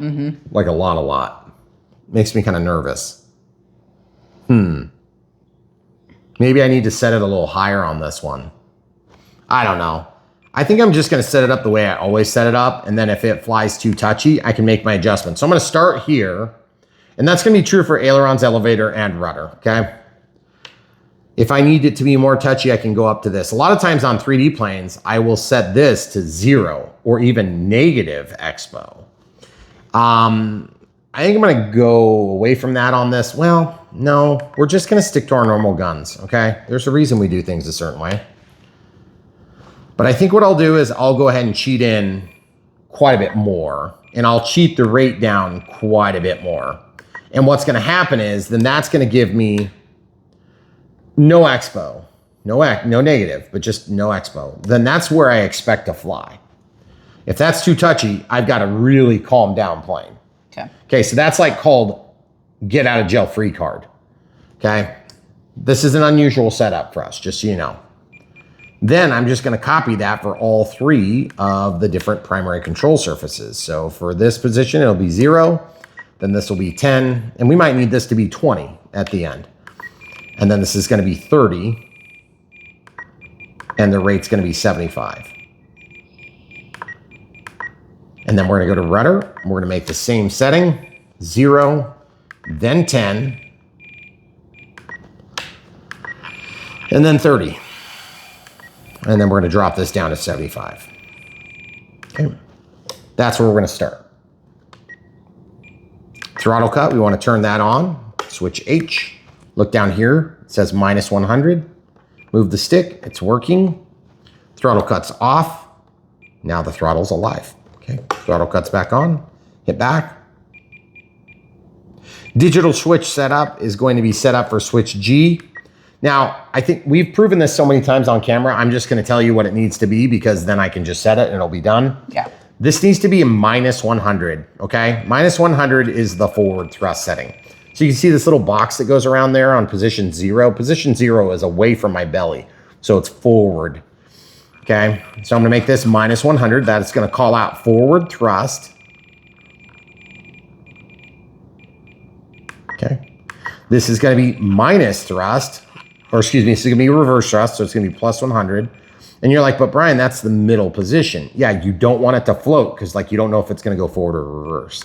That's a very dangerous condition. And then same thing here. This one's going to be plus 100 as well.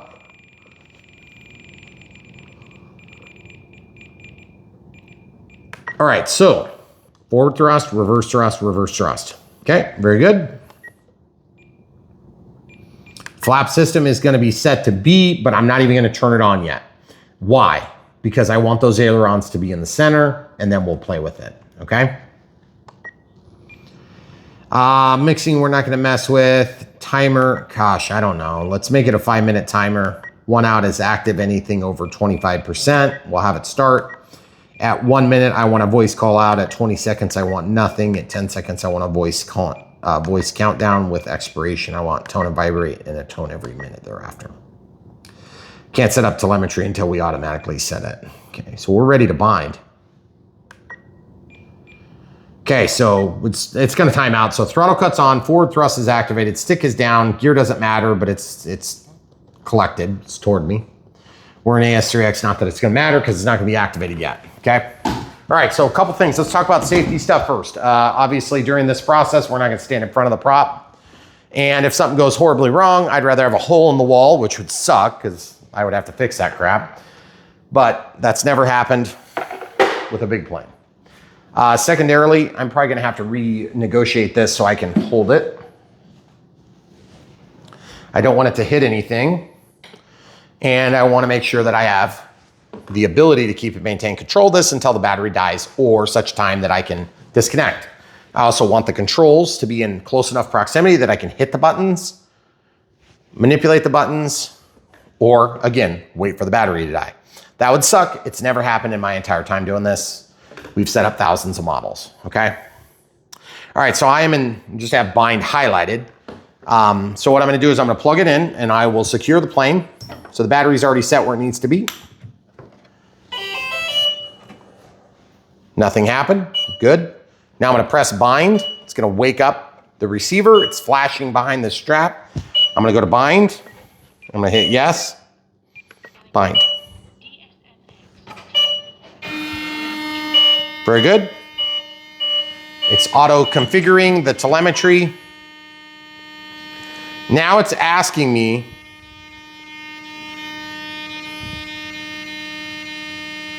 do you want to? No. I want to skip it, right? Yes, we do.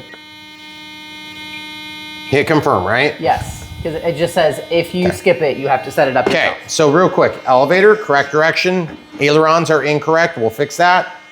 Rudder is correct. Throttle cut is currently on. Throttle did not move, good. Throttle cut is currently off.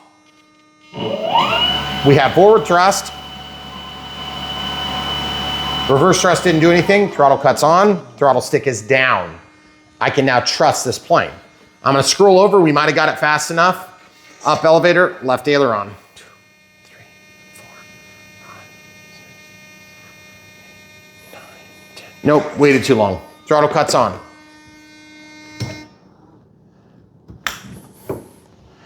Even though I can trust the plane, this is the first time doing this, so I'm gonna still be, until I have a reverse thrust going. Okay, up elevator, left aileron, right aileron. Okay, so now. Me to come around there? Yeah, why don't you? That'd be safer. So first things first, just so I can secure the plane. Brake is disabled. Switch it to reverse. Brake force, they didn't tell us, I'll just do 1.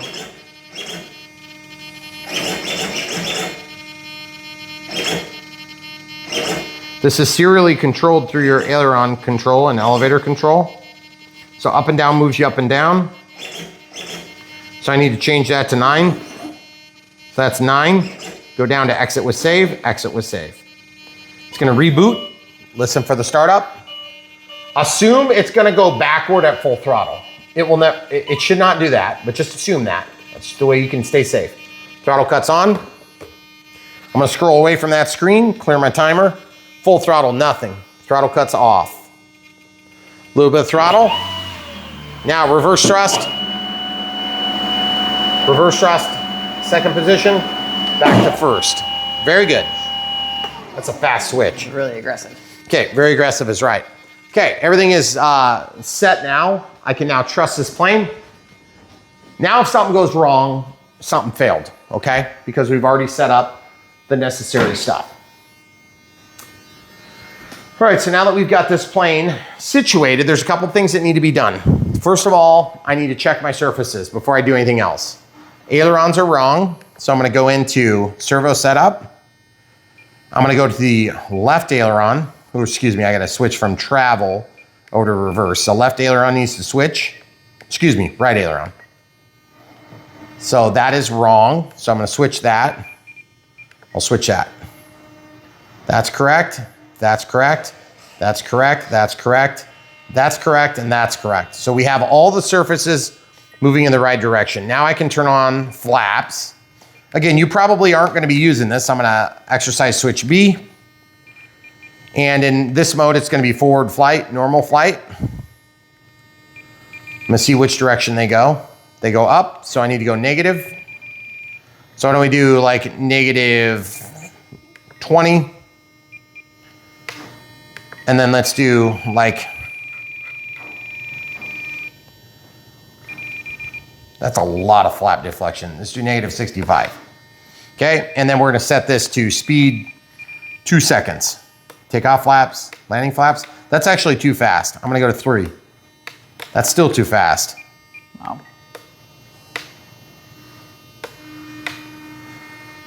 That's weird. Let's go to 4. So elevator, these are inboard enough that you can treat them almost like an inboard flap, okay? So when that goes down, my expectation is we want the elevator to also go down. So just move it until it moves down, okay? We know what direction it's going. So I wanna call out like maybe 5. And then I want it to go to like 8. Now let's just do 6 and 9 instead for more fun. Okay? Now, if I have that backward, we can flip it when we get to our maiden flight. Elevator up, elevator down, roll left, roll right, aileron, or yaw left, yaw right. Okay. Throttle cut still on. Look at my ailerons. Look where they are positioned. They are not correct. How do I know they're not correct? Because I'm looking at the root, and they are not correct. No. Also, looking at the surface of this rudder, it's very close, but not correct. All right, so what we need to do now is we have to, while this is energized, we have to adjust the actual positions of all the control surfaces. Now, there is a ton of throw on these wings. So the initial temptation is gonna be to do a sub-trim adjustment in here. Don't do that. Just fix it mechanically. Trust me, you want always to have the trims square and even before you start flying. There is rarely a case where it's gonna be worth doing a sub-trim. Now look at this. That looks pretty good. That looks pretty good. So the elevator I can live with. The rudder is so dang close. And look at the throw on the rudder. Okay?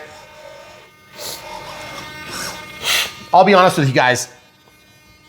That is such a fractional, a nothing of a nothing that I do not know that I wanna waste my time on it. Because I feel like by the time I screw with this, you have half an adjustment. You have one turn and then one turn. Each time you have one turn, you know what? I just got done explaining we should do that. Why don't we just do it? We'll show you how to do it. But are you gonna end up equally far the other direction? No, Okay. we're gonna do it. We're just gonna do it right. Because this needs to go that way. Yes. Right now, it's not lined up. It's like this, and I need it to be like that, okay? So I'm gonna undo it from right here, which should make this pretty easy compared to the ailerons, okay? So what I'm gonna do is I'm gonna quite literally lift up the wing, or lift up the tail.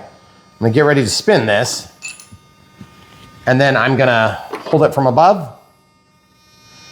And so I need to I need to shorten it, right? I need to shorten it. Yes. That's gonna pull it to, yeah. Okay, so now I broke that free. That can actually rest down there. Okay, that'll work. Now, you're probably thinking to yourself, but what about forward programming, Brian? What about safe? What about all that stuff? We will get there. It's just you have to have this stuff, right first. Nuts on the counter, okay? I'm gonna walk this out. Now these are really fine adjustments on these things, okay? So we might be able to fix this. So the easiest way to do it would be to go out 2. Okay, so I'm gonna hold this and I'm gonna go out. There's 1 half, there's 1 full turn. Okay, then I'm gonna slide this back in and you're gonna give me a report. Camera crew, what's the report? Is that perfect? No, it's still favored. I gotta go again. Okay, so I'm gonna pull this back down. Remember, there is a point where you're splitting hairs, folks. But I don't think we're quite there yet, okay? So pull this out. It likes it when you turn it out, so I'm just turning it out right now, okay? So now that little thing is loose, so I gotta be careful with that horn. Okay, so I needed to go out even further. Well, actually I need to pull it in now. I need to pull it in. Did I go the wrong way? No, you went the right way. You do okay, so I'm going in. I swear I went out, hun. Maybe I did, maybe I didn't, I don't know. We'll find out right now. Feels like I went out. How does that look? It's still not exactly right. You know what? Oh. No. So it's like this. Yeah. That's the only place to gauge is right here. Yeah. On the bridge. I think you should do what you just did one more time. Okay, so if I do that one more time, it's gonna pull in one more turn, okay? So I'm gonna go one more turn. Let that down. There it goes. Okay, so I'm going in.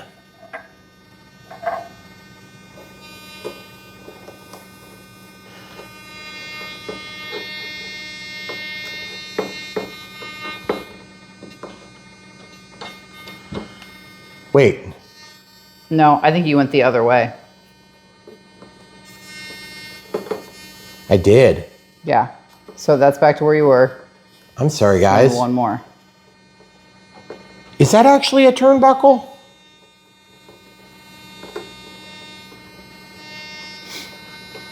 I don't know. We'll try it on the wings next. On the ailerons, we'll try it.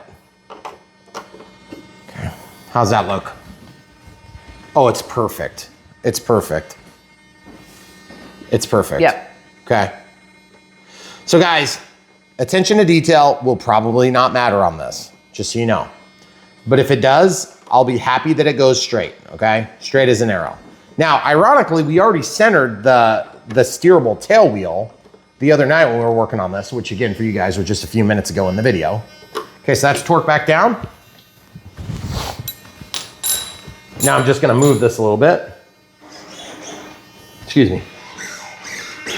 Yeah, it looks really good. Okay, great. So now the next move is we have to get the ailerons adjusted. The ailerons are gonna be a real bear cat to adjust with the plane on its wheels. Yeah. I'm probably gonna have to flip it over. And the only way to flip it over is to assemble it. And once I assemble it, then we'll put it on the plane stand. So that's what we're gonna do. We'll come right back. Okay, so before we flip this over and adjust the ailerons, I wanna try to see if I can tighten the fitment of these wings just a hair. Because look at this, guys. I noticed this when I was getting ready to put the canopy on. I realized this bite point is leaving room. See how that goes in and out? And I can't get a regular tool in there, so I'm gonna just use one of these. And hopefully I can use the standard ones because that's what I got here. Okay. So I'm starting with, I think this is 1/8 inch. Nope, too big. Now I'm going to 7/64, which should be pretty close to the metric analog. Oh, no, it's not gonna go, not gonna go. And if this doesn't work, I've got metric ones. I was just trying to grab what I had. Now 3/32. Oh yeah. Tightening this, tightening this, tightening this, tightening this, tightening this. And that's gonna pull the wing in for us.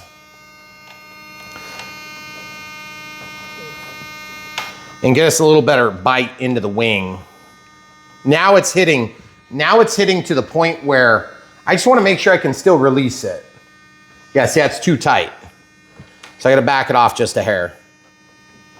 Okay, so I backed it off just a hair. Now, still too tight.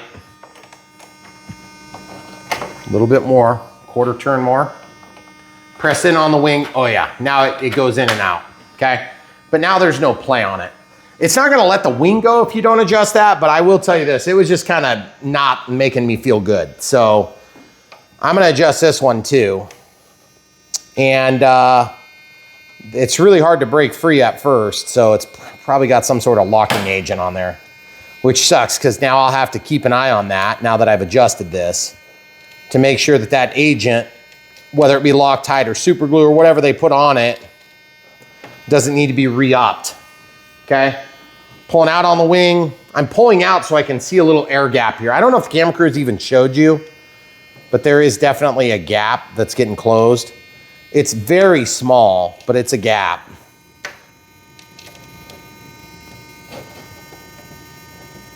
Ooh, that's, okay, so it doesn't want to move, but watch this. When I press inboard like this, when I press in, does it allow me to loosen it?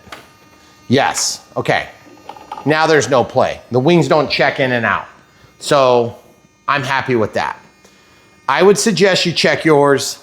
Again, like I said, it's not like the wing is gonna come off. It's just that little bit of slop in there just gives you an encouragement into another point of failure. I don't want that point of failure to happen to you because I didn't say something about it. Okay, so we were getting ready to flip this plane over so that we could adjust the aileron linkages on the turnbuckles, or we were gonna see if the turnbuckle worked, but camera crew's gonna help me with this one.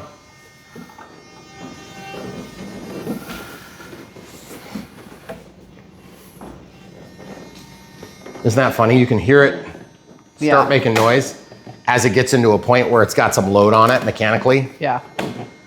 Okay. So guys, I'm gonna try the turnbuckle thing. I don't think it's gonna work because if it does, it's gonna close this. Because I'm pretty sure I already tried this. When you turn it, yeah, see it just walks the shaft down. Film from this angle here. When you turn this, it just walks one way or the other, okay?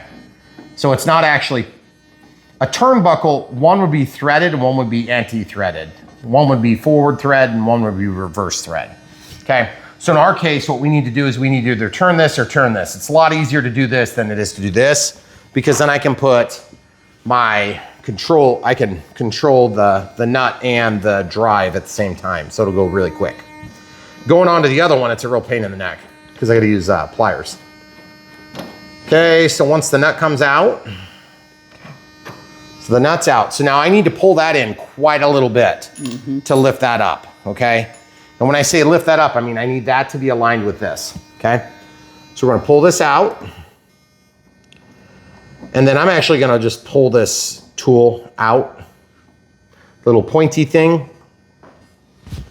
I'm gonna pull the bolt out. I'm gonna spin this. 1, 2, 3, 4. In fact, I'm gonna go until it's tight, because I think we're gonna have to have this darn near all the way.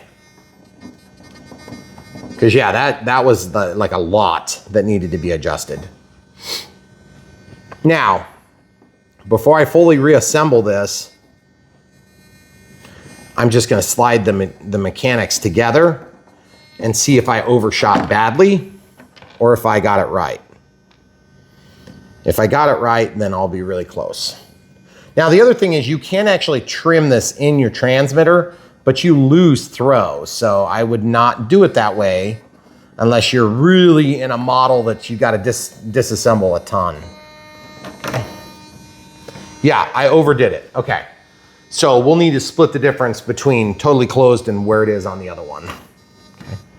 So let's come out a few turns. There's 1 half, 2 halves, 3 halves, 4 halves. Dang it. 5, 6. That thing's gonna be a pain in the butt. every time I do it, it's gonna wanna fall off. Ooh, That's not right. It's because the hardware is relaxed. Once it's taut, it's gonna be too high. okay. So I gotta go out further. Okay, so that means I need to go out more. Wait, that's going the wrong way, isn't it? Oh, this is such a pain in the butt. That's going in. Gotta put all the hardware down.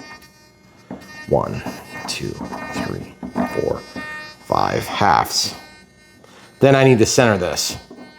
1, 2, 3, 4, 5. Okay. Then I need to put all the hardware back. If you guys are brand new to Brian Phillips RC, welcome. We don't always build balsa wood planes, but today was one of our lucky models. Was a balsa wood, lucky for us, I should say. Okay, so I can't tell if that is going to, once this is tightened down, that is going to be really close. I feel like I could come in half a turn or better. Just a little bit, yeah. It's not going to take much. Let's go 1 full turn.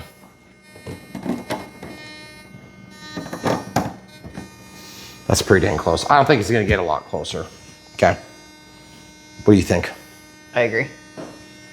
Okay, so 1.5 millimeter drive here. I'm just gonna hold the nylock with my fingers.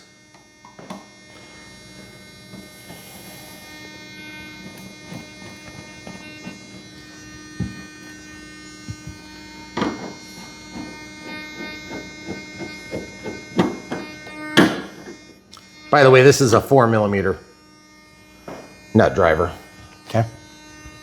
So now you see this, how this is not square? I want those true. See how this isn't square? This is rocked down. I need to square them. That puts no pressure on the rest of the assembly. And then this, look at this from this side. See how there's a smaller gap here than there is here? I'm gonna center that by twisting this. 1, 2, 3, okay? And you'll find that that twist is relative to how many adjustments you made, okay? So that aileron is now centered, okay? So now we need to do the exact same process to this other one. And since it is literally the exact same thing, we'll just pause and come back. Okay, so we got both of them adjusted, and we're just gonna show you from down here because it's quite easy to see right here. You can see they're really well adjusted. And this one over here fought me. It took me like 3 adjustments to get it right. But just so you know, there is a certain amount of like slop on it no matter what you do. So when I flip this plane over, it might sag the opposite extreme, okay? So we're gonna flip this back over, put it on its main gear. Or we're gonna put it on its landing gear. And then I'm gonna reposition myself to the other side so we can finish this radio setup. Now radio setup, of course, is gonna include turning on Ford, we're doing the Ford programming stuff. Okay, Ford programming, as you know, is where we validate all that, we turn on safe and AS3X, all that stuff. See what I'm talking about? Look. Yeah. They drop down probably half a turn's worth. So it's not worth chasing in my opinion. Roll left, roll right.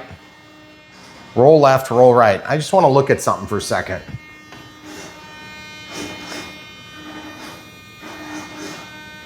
Is there more throw on the one side than the other?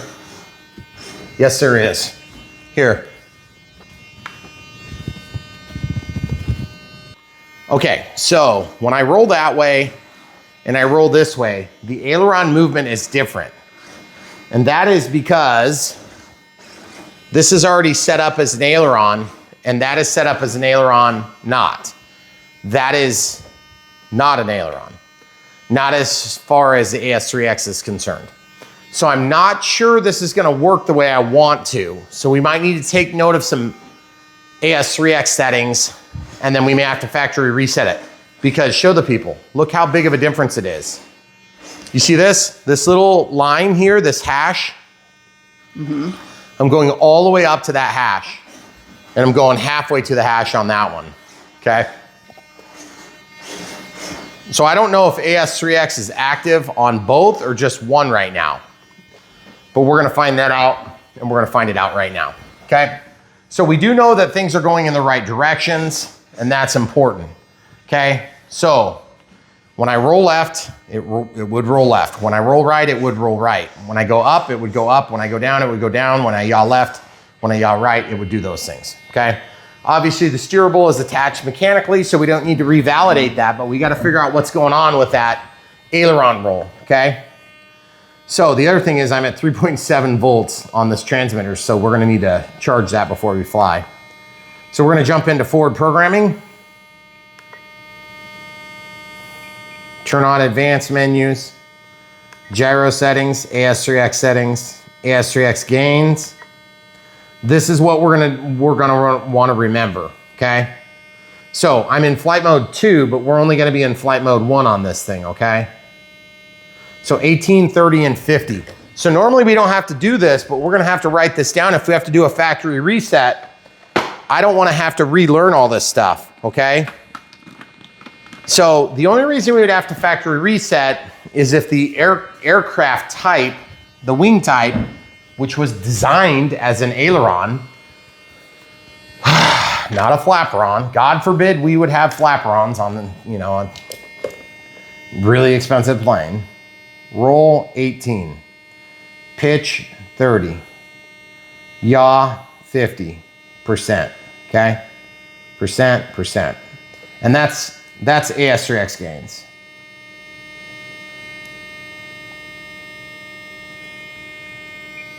Now, it's not gonna change modes because we haven't set that up yet. The priority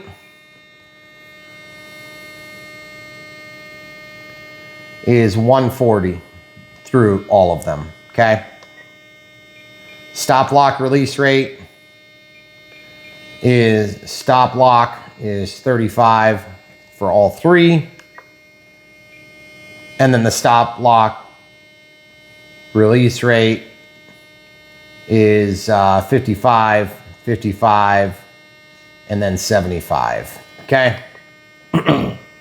So now what we need to do is we need to go to safe select. We have to turn it on. In a bind and fly, this is where we're gonna indicate to it that we're doing it, okay? That we're gonna have safe select on. I don't know what channel it's designed to go with, but I know we were set up, our aux mode for flight mode was aux 7 rather. So safe select is now on, meaning the system is on. And now I need to select the channel. So it's gonna be channel 7, okay? So currently it's on, now it's off and off. So this needs to be reverse of that. But the easiest way to do that is to walk out of the menu, go up to servo setup, travel, reverse, aux 7, jump back into forward programming, gyro settings, safe select. Okay, so now safe is on, off, now it's on. Okay, so let's move the ailerons. Yeah, see what's happening now? The left one is moving more than the right one, okay?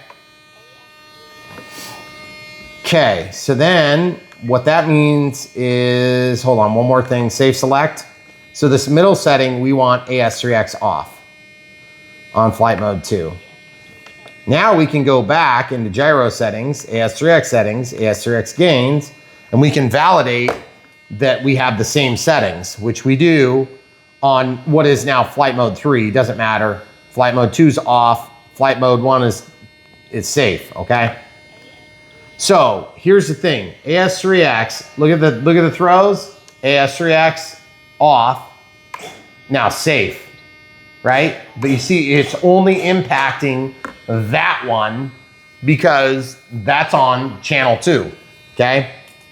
So right aileron is on channel 2. So that means that we'll have to do a factory reset on this. So other settings, fail safe, initiate bind mode, frame rate, factory reset. Yes. Okay, click the bind. We need to be careful here. because we can no longer trust the system until we can trust the system. Well, we just untrusted it, okay? This isn't gonna unset everything. It's just gonna unset the factory setup, okay? So now we're gonna click to bind. It's already in bind, okay? So click to bind, adjust the throttle stick to off, throttle cut is on bind. DSMX 22 milliseconds. Telemetry. Okay, so now watch this. We're gonna have to do some more setup to get this back to correct, but now our ailerons are gonna move the right amount and our safe is gonna be applied to all the channels as it should be, okay? So I just gotta find the hole, get this in here. We're gonna double check all the rest of the settings are working before we continue, okay? We've never had to reset a factory. We've never had a factory reset a receiver like that. I don't think so. This is the first time I've noticed it. Well, there's so much throw on the ailerons. It's like really, really obvious to see now. Okay, so first things first. Roll left, roll right. That doesn't work. Elevator's wrong and yaw's wrong. So all three are wrong. Throttle cut's on. I've got hold of the plane. Throttle cut is on, throttle stick is up. Throttle cut is off. We have thrust. Now we have reverse thrust and reverse thrust. Okay, good. We can trust the system, okay? All right, so let's get these things reset. Now we're gonna have to put these in when we go to forward programming, remember? So, servo setup. Elevator is obviously backward, so I need to go to reverse elevator. Elevator is now correct. Okay, now rudder. That is incorrect. Rudder is now correct. Correct, correct, correct, correct. Now, ailerons. Which one is correct? That would roll us, it looks like they can't both be wrong. So it looks like the right one is wrong. So I'm gonna go to right aileron, rotate it. That would roll us that way. That would roll us that way. Everybody agree? Okay. Take off flaps, now landing flaps. Looks like the correction is correct and the movement is correct. So we have all the surfaces working right, okay? Clear the timer, elevator up, elevator down, roll left, roll right, and there's the same amount of deflection. Yaw left, yaw right, take off flaps, still working, still working. Okay, so everything is working, great. Now we can go back into forward programming. Gyro settings, first time setup. This is like a virgin setup from a plug and fly plane, okay? Set at level, hit continue. This is not where we're setting our actual flying position. This is just determining the mount of the receiver, okay? Throttle cut is on. I'm just gonna have to do this by myself. Or you can come over and hit continue if you want. Yeah.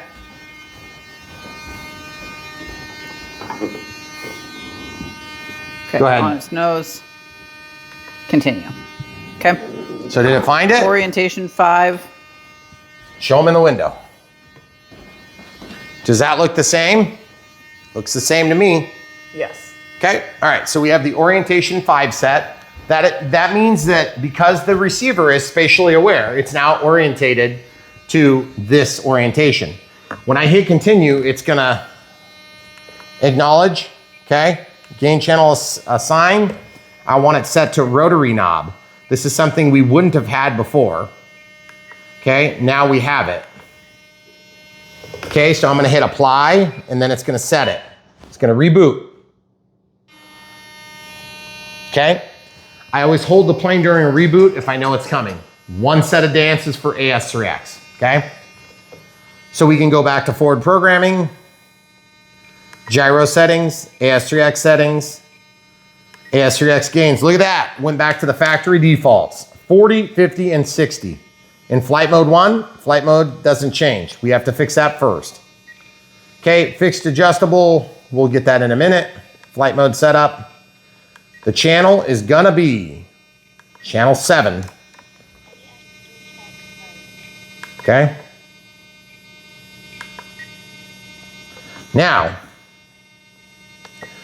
we originally had to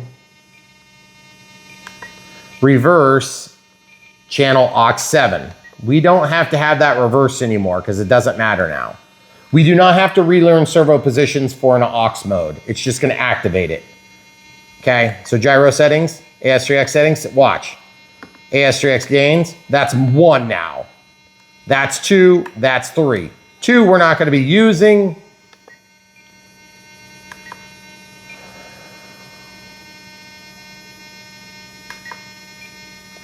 This is going to be AS3X mode for us, so I want to match what they had before. 18. Pitch is going to be 30. And yaw is going to be 50. Okay? Now, keep in mind, if this is adjustable,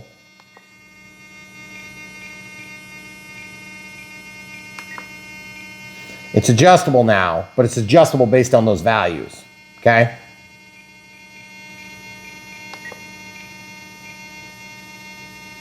First time safe setup. Verify it's aux 7 still. It should be in this case. Continue. We want to set up safe on flight mode 3. Okay, so this is where you have to have the plane setting where it's going to fly. Okay, so right now if it was flying straight, it would lift. So we have to set something under the back of it, and usually we use pillows. I mean, you could use a plane stand if the plane stand will get it level, but it doesn't usually get it totally level. And by the way, there's more settings we have to set. But I just wanted to get some of this other stuff done first. Okay, so you notice I went further in so I can really validate the position. That feels pretty good. What do you think? Yeah, it looks pretty good. If you're off on pitch here, it's gonna climb. If you're off on pitch down, it's gonna dive, okay? So then I can go to level model and capture attitude. I'm gonna do it again. Wow, 0, awesome. Wow, really? Yep. So in flight mode 3, I want safe to self-level and angle demand. And I'm gonna open up the rates all the way. So that's gonna limit, well, it's gonna basically limit our bank and pitch angles as little as possible. So it's still flyable, okay? And then in this mode, it's off. In this mode, it's off, just safe, okay? Got it? So then going to next, we're gonna hit apply, but I'm gonna just secure the plane just while I click apply, because it's gonna reboot. Watch for 2 dances. Okay, it's exit to main or return to forward programming. Go back to forward programming. That means safe is on, and you can see all of the surfaces now move instead of just the one, okay? And now the ailerons are. And now the ailerons are limp. Yep. That is unexpected.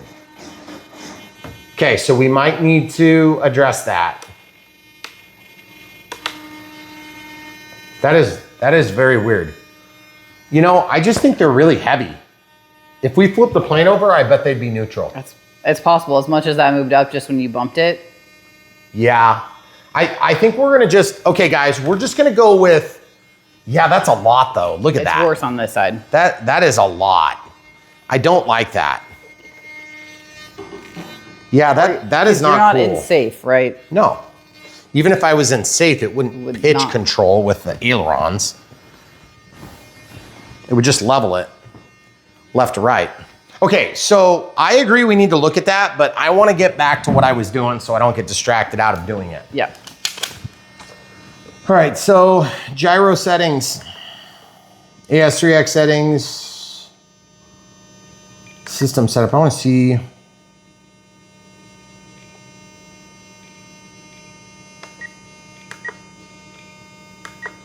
So we've only set the gains. Priority, we already had 140, so that's good. Heading is off. Stop block release rates. So 35, 35, 35, and then 55, 55, 70. So it's already set, guys. So that all matches the sticky note that we copied out of the bind and fly part, okay? So we're good there. Now, in flight mode 2, I want it to be off. So normally, gosh, I normally don't do that on a bind and fly often. So safe settings, safe is off, but AS3X is on. So So on, why does it not give me a chance to turn that off? Oh, look, mode 2. No, I'd want safe mode setup. Safe setup. Yeah, except I didn't see it in there.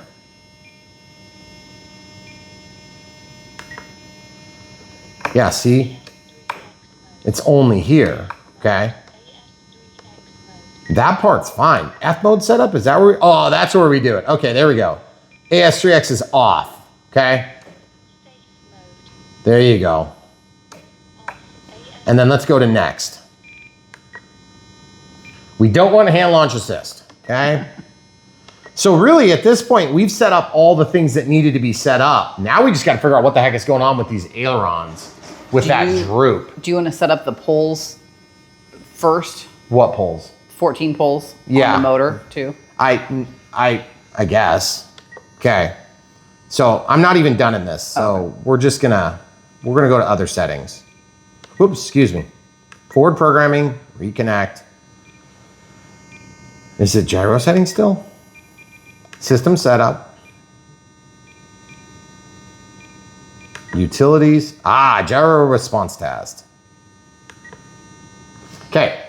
Now we can see if this is responding the correct direction. Now keep in mind this works for Safe and AS3X because they're both based on AS3X. Okay. That's going to correct when I am lifting. That's going to correct the other way. Good. Now rudder correcting. It should go into whatever it is. Same thing with the ailerons. Now you can actuate flaps and do this. Yes, yes. You have to look at both because they're separate channels. Yes and yes. Okay, good. So they're all working. Now take off flaps, landing flaps. Is it still gonna work? Yes, it is. Yes, it is. Same thing here. Yes, it is. Yes, it is. Yes, it is. Yes, it is. Yes, it is. Yes, it is. Okay? Out of the flaps. Now, this is nice because it exaggerates everything, but it's also not nice because it doesn't necessarily give you a real true test of the system.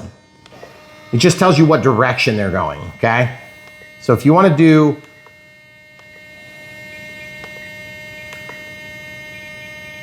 you can also do it this way. You can go 4x. Now, watch this. Move. Gain all the way up. See my knob with my left hand? 50% off. 50% all the way on, off. That's in flight mode 2. That's in safe. That's in flight mode 2. That's in flight mode 1. Halfway down. Now elevator. Elevator, up, all the way down. Okay, now ailerons. Aileron up, aileron down, aileron up, aileron down. So I'm checking all 3 directions, all 3 primary axis of control, and they all worked. 4x is more than I believe we're gonna need. So I put it back down to 1x for now. And then we're gonna go next. Okay. So we're done in there. So now we can go into telemetry. Smart battery. I do not want a warning for that, or that. Smart ESC. This is where we put in the poles. 14, okay? Warning reports, yeah, every 15 seconds.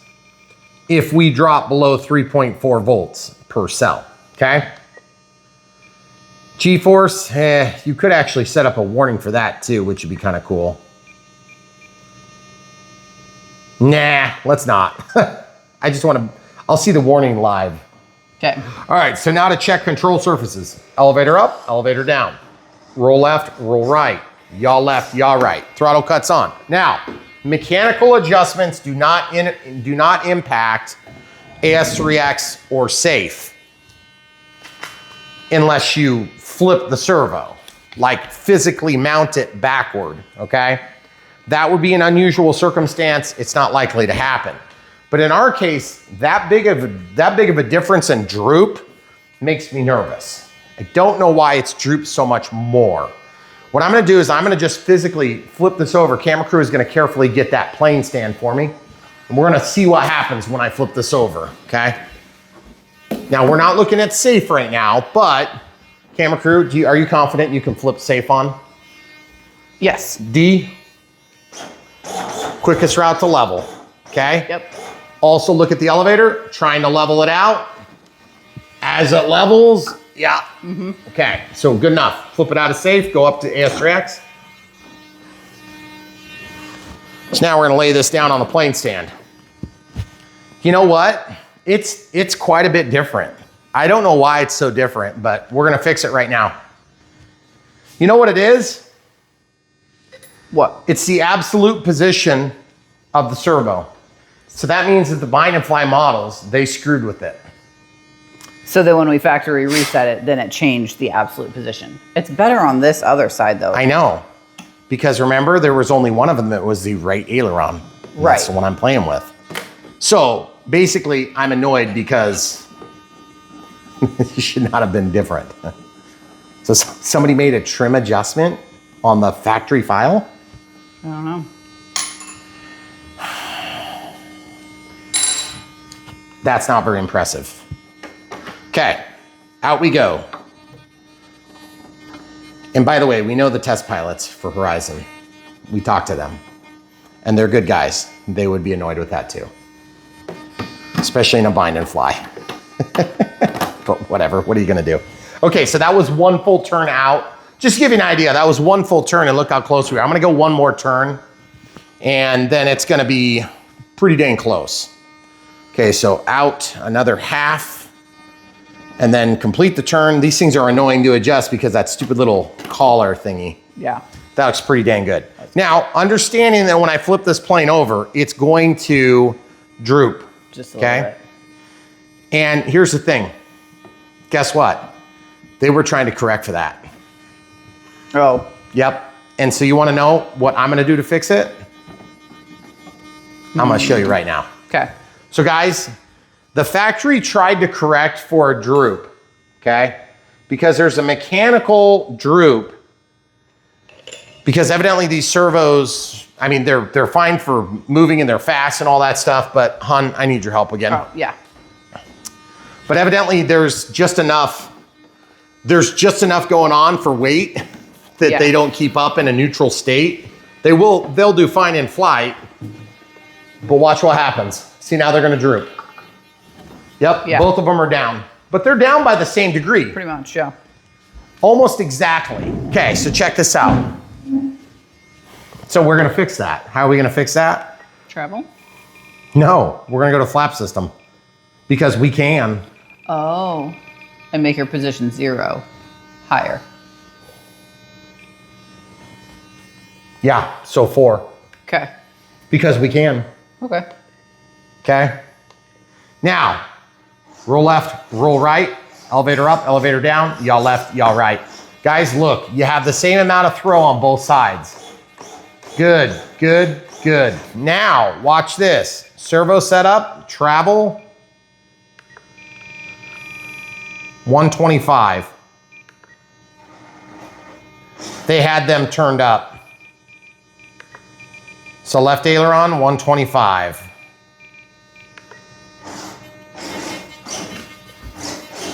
Are you making it to that mark now? Almost. But it's even. It's pretty even. I'm gonna go to 130. There's 130. We're not even close to binding either. Okay, same thing with the elevator.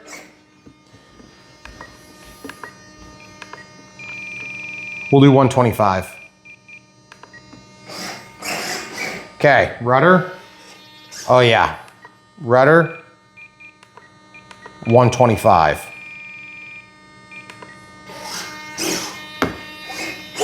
No chance of hitting? Nope. No chance of hitting. Okay, guys, we just changed our rate, so come back over here. So now I'm gonna go back into forward programming one time. Gyro settings. System setup, relearn servo settings.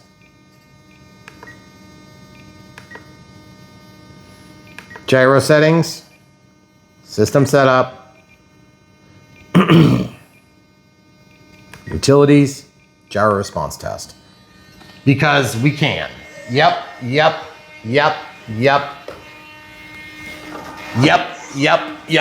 Okay, so everything's working, and that's critical because we changed the way that the servos were working, and so I want to make darn sure that it's still going to work.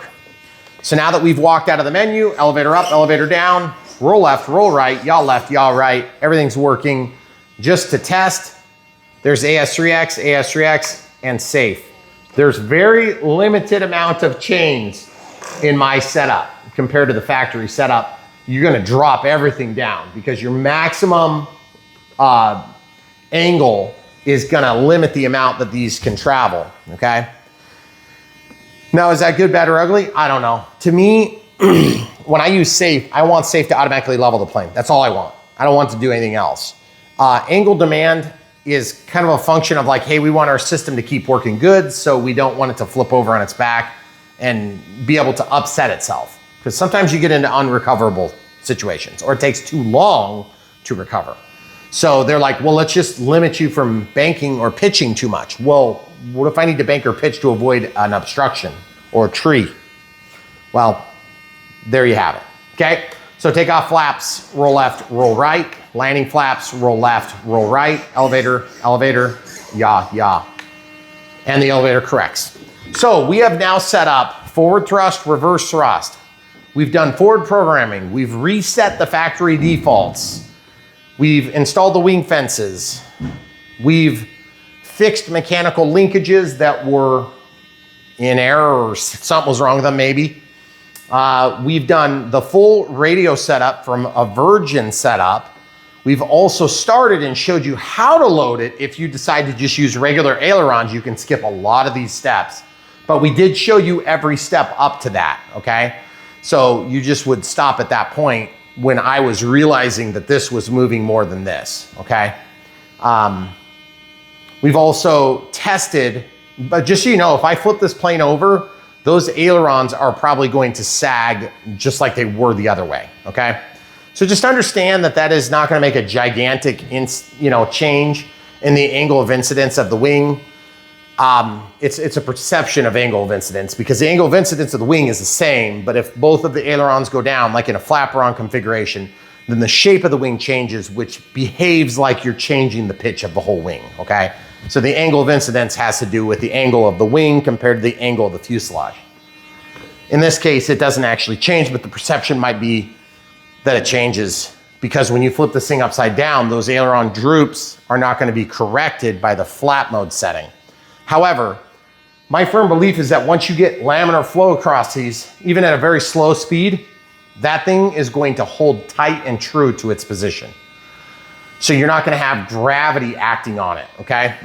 Now, what else have we done? We made sure all the surfaces were going the right direction. We also made sure the center of gravity is correct. I'm gonna just real quick test my throttle.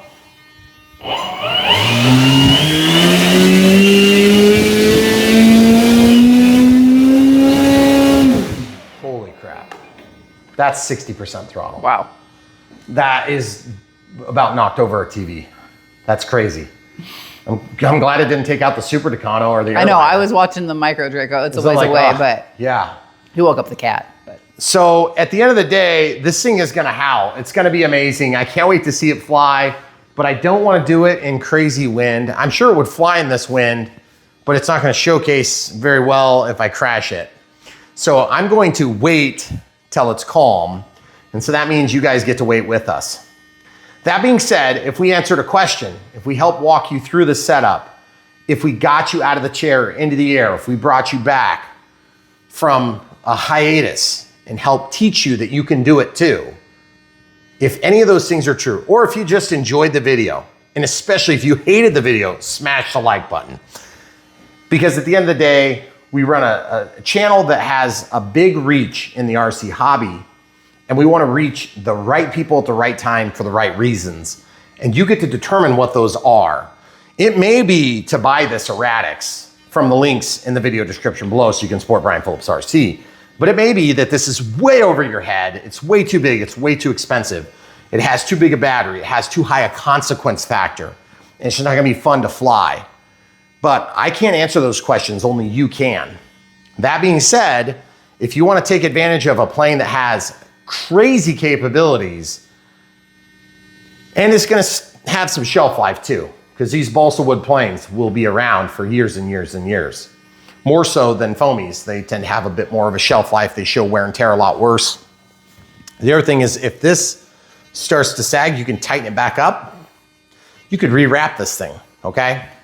So at the end of the day, balsa wood planes tend to be a premium price because they are a premium plane in most cases, okay? That doesn't mean that foamies aren't great. We love them. We have hundreds of them, and I can't wait to get more. But at the end of the day, sport wood series planes are really good. So I hope this is no exception. We haven't flown it yet, so we'll find out soon enough. If you guys had questions that we didn't answer, leave them in the comments below. We'll do our best to try to help you. But just keep in mind, we do these exhaustive builds so that you can get all the answers you might need to start flying today. Now, should you start flying with this plane? The answer is absolutely not. It is way too much plane for the beginner. It is gonna probably be a miserable failure unless you're just some freak of nature. You will be the exception. Yeah, right, you're not. You're just gonna crash it. It's gonna be over and you're gonna waste a ton of money. But you can get the smaller Eratix and have a good time, and the consequence ratio is so much smaller because it's light and it's easier to put together. It's a heck of a lot less money. Use the smaller batteries. You can use the same charger and you could step up to this. The other thing is, if you want to buy it, build it, just look at it because you think it's awesome, and then just lust after it as like a motivating factor to get you ready for it, you can do that. But my suggestion, and this has always been true for Brian Phillips RC, when you get a plane, get it for the right reasons at the right time. Get it within your capabilities if you can, and buy it from our links. That'll help support us financially as we put out these long form content videos. It's definitely time consuming for me and my family. But at the end of the day, we want to help this community of RC enthusiasts find success. And the way we do that is by showing an entire process exhaustively, even when I do stuff wrong or I run into problems, okay? Because you're gonna run into similar problems. Maybe you won't run into every problem that I have, but you'll run into some. And hopefully together we can be better, okay? That being said, the NX8 Plus has been amazing. We've been having really good luck with it. The scrolly wheel hasn't screwed up yet for us, which is awesome. And this was not a bad build. It was a long build, but it was long because we're trying to make it just so, okay? Now, other ways to support Brian Phillips RC, obviously you smash the like button, watch videos, click the bell for notifications when you subscribe so you know about all the new content. There is tons of it, by the way. We have like 4 items showed up today. It's gonna be crazy. You can support us on a monthly basis by becoming a member on YouTube. Thanks for being members if you're already a member. And thanks for YouTube Super Thanks if you send us one-time donation. We appreciate those. It does add up. If it's $5, don't worry. There's more of you out there that are supporting us in that way. And it really helps. Or maybe you got an answer to a question you've been really struggling to fix and you want to throw us a couple of bucks, but you don't like being on the YouTube side of things. You want to do it on Patreon. We have monthly support there too. Thanks for being Patreon supporters. We have a few hundred of you now. And it's always a revolving door. People have different consequences, you know, or different circumstances of life where they come up, they can't support us or whatever, and they come back, they support us a little bit more to make up for it, whatever. That's great. We're okay with whatever you guys decide to do. Ultimately, I'd rather you buy planes, helicopters, VTOLs, transmitters, batteries, chargers, stuff that we promote on this channel. Because at the end of the day, we want to support the hobby partners that we work with, and we want to support the community of people that buy stuff from them. If we can put you in front of something that they make that you want, then everybody wins.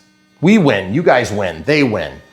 And so that's really how this little RC ecosystem works for us, okay? So at the end of the day, we could still tell the full truth. And the only reason we can do that is because when we started this, we were doing it for all the manufacturers. Anybody that will send us stuff, we do it, okay? So that means that all the garbage that comes, you hear about too. So when we have a really awesome plane, which I'm assuming this is gonna be really awesome, I can just tell it's built well.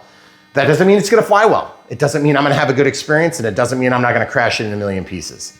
It also doesn't mean there won't be something wrong with it, okay? But the reason we can tell the full truth, nothing but the truth, so help us God, is because we answer to you and not necessarily to them.